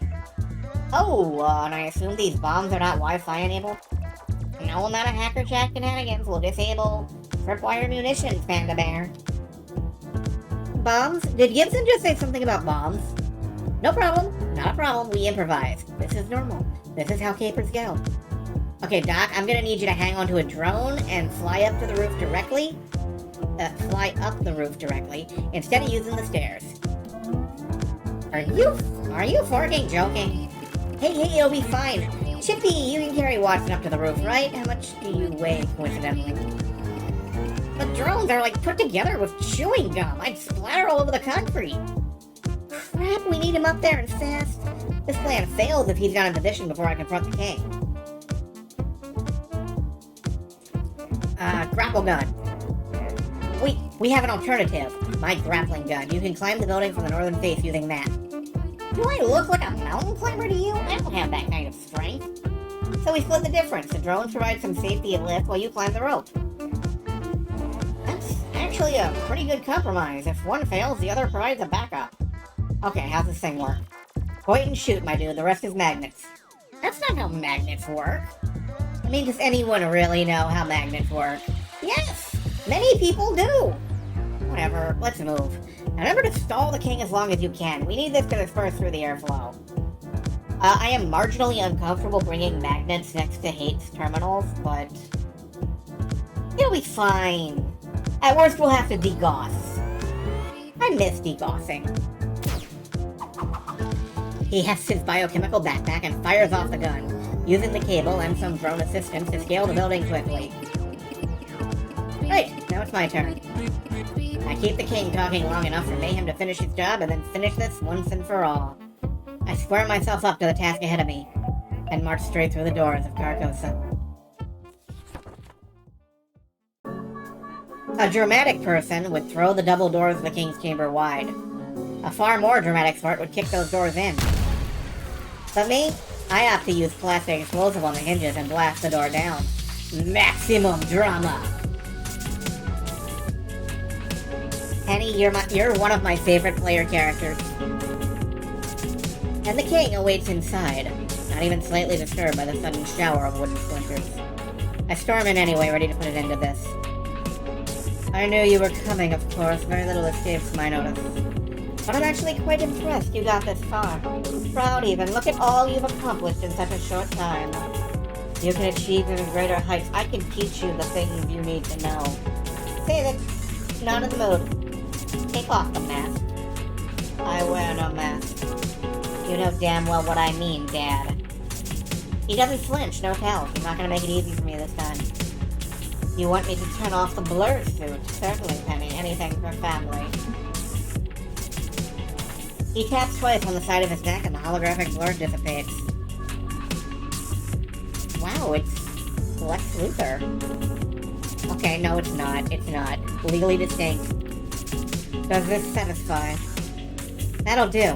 This way I can look in your eyes as you die, just like I got to do with Mother thanks to you. As expected, the matchmaker emerges from the shadows and intersperses herself between the king and I. Wait, the king and I, is that you, Brynner? No. I must defend my king? You mean your father? Yes, my father. I will defend my father, as will my sisters.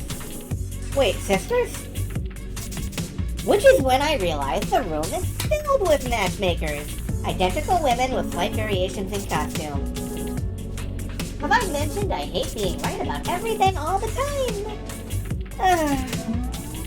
Oh, so all those people actually were the matchmakers, sort of. Okay, now I see it. Ah, neat. How did you not notice this? Look, sometimes you need a good side-by-side comparison to really spot the differences, yeah? Like those funny pictures of dots that make a sailboat if you cross your eyes. Those have never once worked with me. Oh, clones, yeah, derived from his DNA. Wow, Dad, you are a gosh darn egomaniac to make a whole new set of obedient test tube daughters to replace me. They aren't replacing you, Penny, provided of course you have the vision to see what I've accomplished for what it is. Because I may misdirect, yes, but I honestly wear no mask, unlike you. You try to live by a sloppy code of ethics, some anti-heroic rogue, all while leaving chaos in your wake. Think of all the security guards fired because they couldn't catch you. Think of the families that starved, denied those paychecks. Think of the corporations you collapsed, the workers who suffer, as you destroy the structures that supported them. Can you call that justice? But I wear no mask. I have no illusions about what I am. I exploit this world honestly and openly. You do so while lying to yourself. Yet the mask to sympathize, even identify with you. We're not that different, you and I. Lure them in through the con. I know the plays, Dad, you taught me well. Brother, Mom taught me well. I can't recall much of anything you taught me. That can be amended. You've shown ambition beyond what I thought you were capable of. I meant it when I said I was proud of you. So please, call off your attack and let's join forces. Call it a play if you like, but you can't deny the mutual advantages. Don't let the Mark realize we don't actually need you. Pretend you're an invaluable resource. That's the whole gimmick behind the King in Yellow, right? The almighty power broker. Cute name, by the way. Not calling yourself Maxwell Larceny anymore, not even in secret. I wasn't Maxwell even when I married your mother. Names are like socks, change them out daily. The Yellow King, Leonard Legitimate, Maxwell Larceny. Pastor, the Puppet Master, our mutual benefactor, old Scratch, but I wear no mask.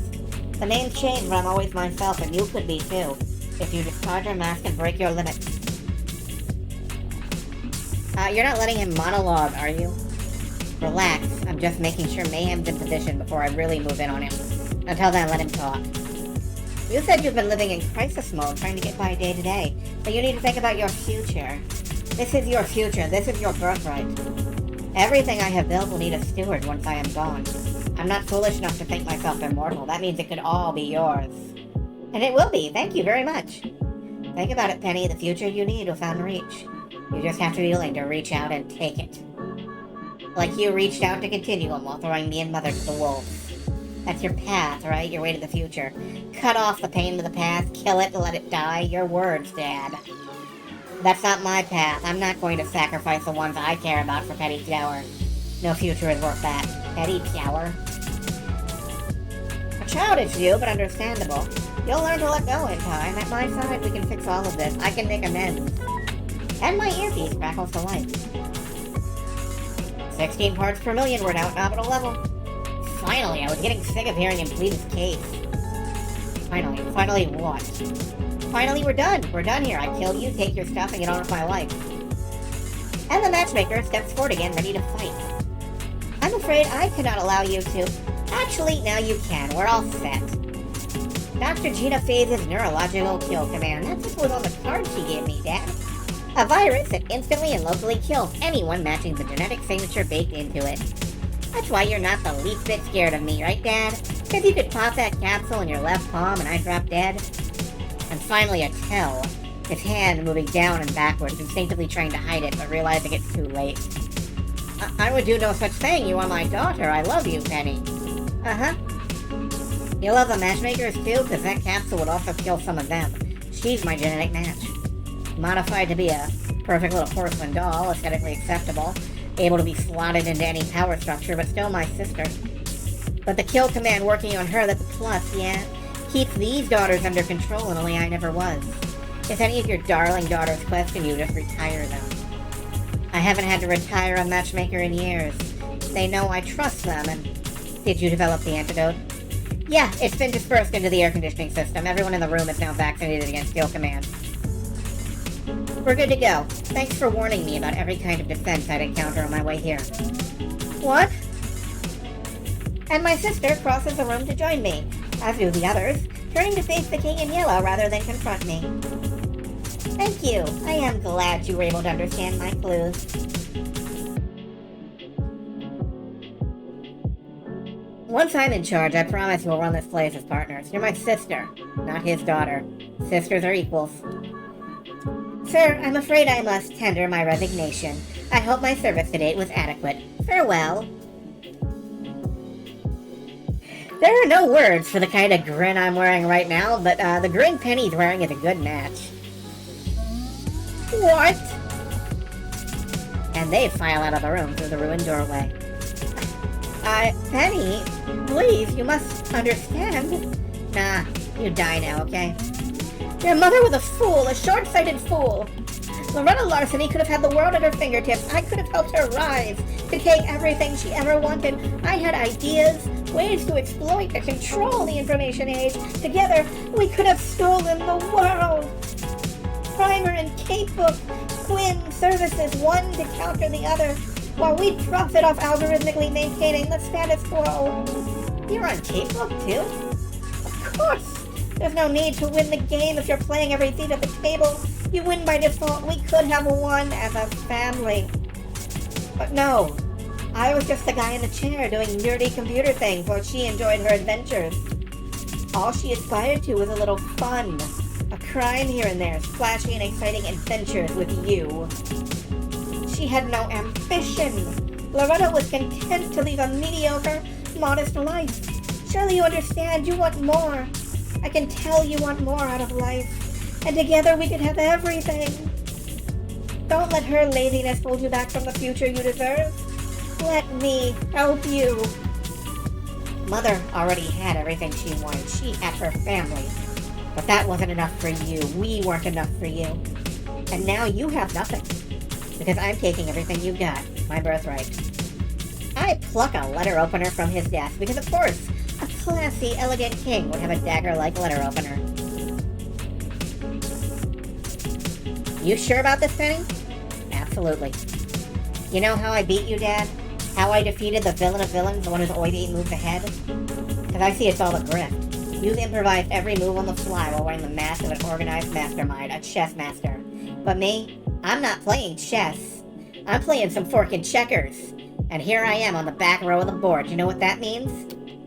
Ding me. And he cowers. He actually cowers as I raise the knife.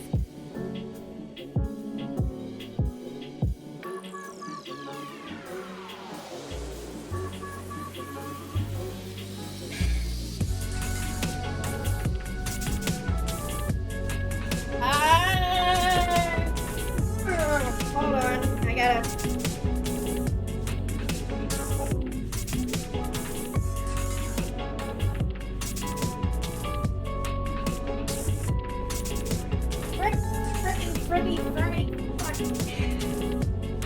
Okay,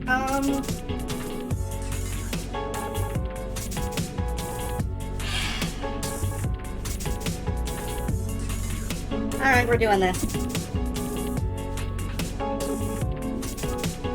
I wash my hands of this. Good. Because it's not your call to make. Ugh. But I'll spare you the gory details because, wow, did I underestimate how much blood can come out of a neck? And if I'm going to take over this office, I'll need some serious carpet cleaning before I start doing business. The Overmistress enters as I'm busy taking a trophy, my father's yellow business tie. Is it done? It's done. And how do you feel now that it is done? I was hoping it'd be more satisfying. He killed my mother, you know.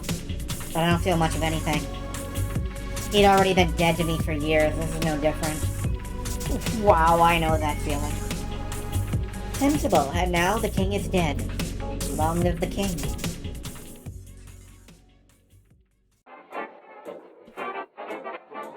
Needless to say, my life got very complicated after that. I had to shift from an underling mentality to a boss mentality very quickly, secure every hidden branch of the king's empire. But in time, I asserted control. I learned to become the new king in yellow, the queen in green. Iwis was white. I did end up cleaning the clone to raise my own empire.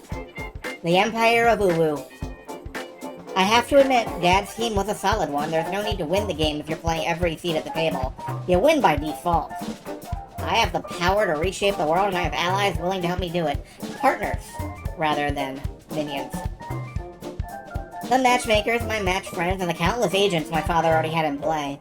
I've even picked out a new name for the organization, the Larceny Legion. It's good branding, isn't it? The future is bright indeed. But I'm not kidding myself, I haven't saved the world. At best, I've simply grasped the strings that control it. Hate's still aching for Armageddon, the Overmistress is still running her blood cult. Mayhem's research may never be accepted by the public. If anything, I've empowered them to go deeper into their own shadows. But that's fine, because I have power of my own at last. I have control. And the power is yours, Penny. Take care of it.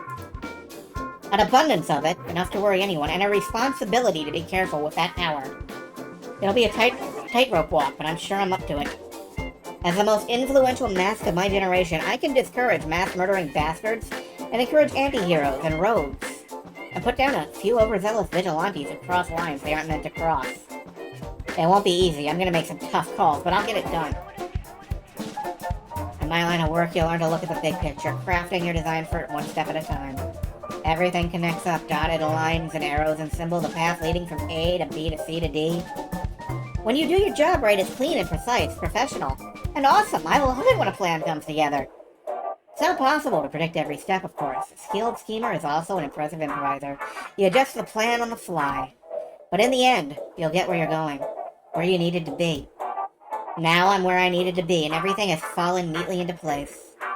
My name is Penny Larceny, and believe it or not, I'm running the world.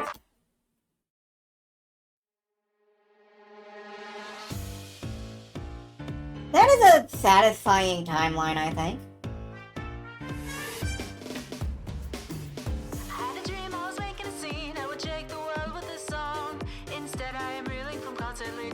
Oh, by the way, the soundtrack is actually out fully now.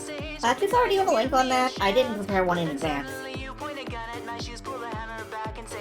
So put me at the back left, put me on the bench. I don't wanna be the show. But I just wanna run the show. Put me at the back left. soundtracks on pretty much every single music service. Cool, good to know.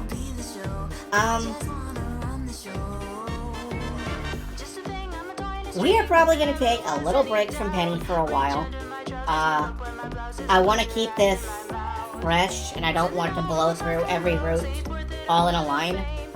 So we're going to have an interstitial game between the next time we access...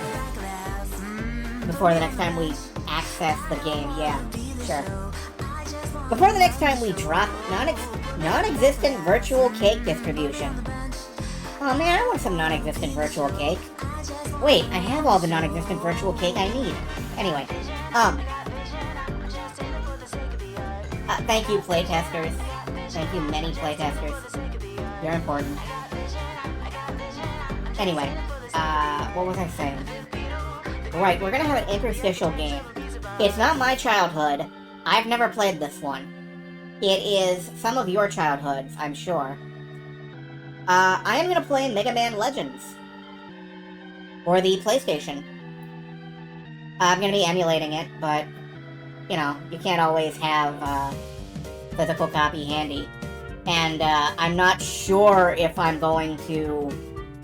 like, I would have to dust this PS3 off. This poor beast. Anyway, we're gonna go through Mega Man Legends. Then we're gonna come back. We're gonna do the Far Side route. We will have another interstitial game. And we will probably then drop into the last two routes and the finale.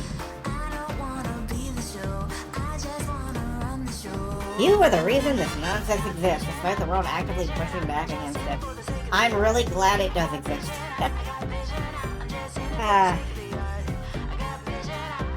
Alright. What creepy bullshit are we gonna get faced with this time? Penny? You there? Or is this another I didn't know. Didn't know what they were really up to. Didn't find out in time. It didn't stop their plan.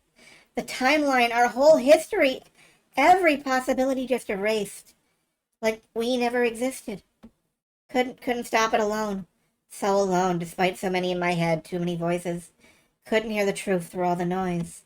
Continuum. They desperately wanted Captain Infinity as their savior, but now it's an infinite crisis. He's purging whole timelines to establish his perfect history, causing the death of trillions.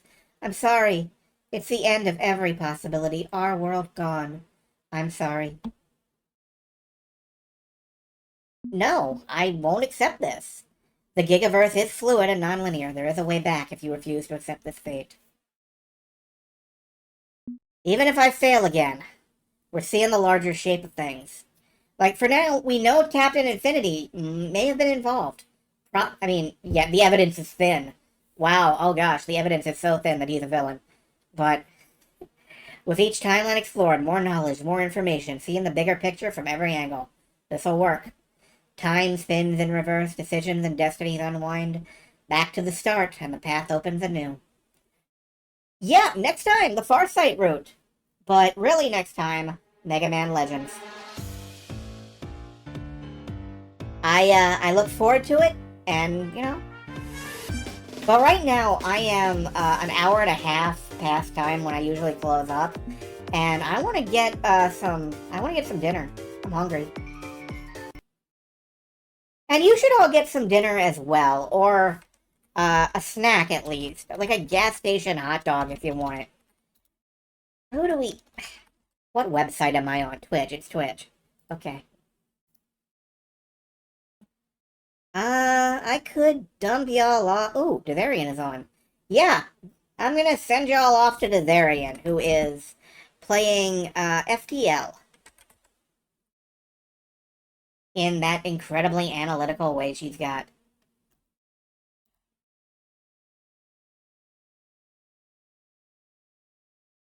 So I am gonna drop y'all off over there. There's going to be some food. There's going to be, well, I can't promise you food, but I can promise me food. And I promise me that I'm going to eat. So, have a good night, everybody.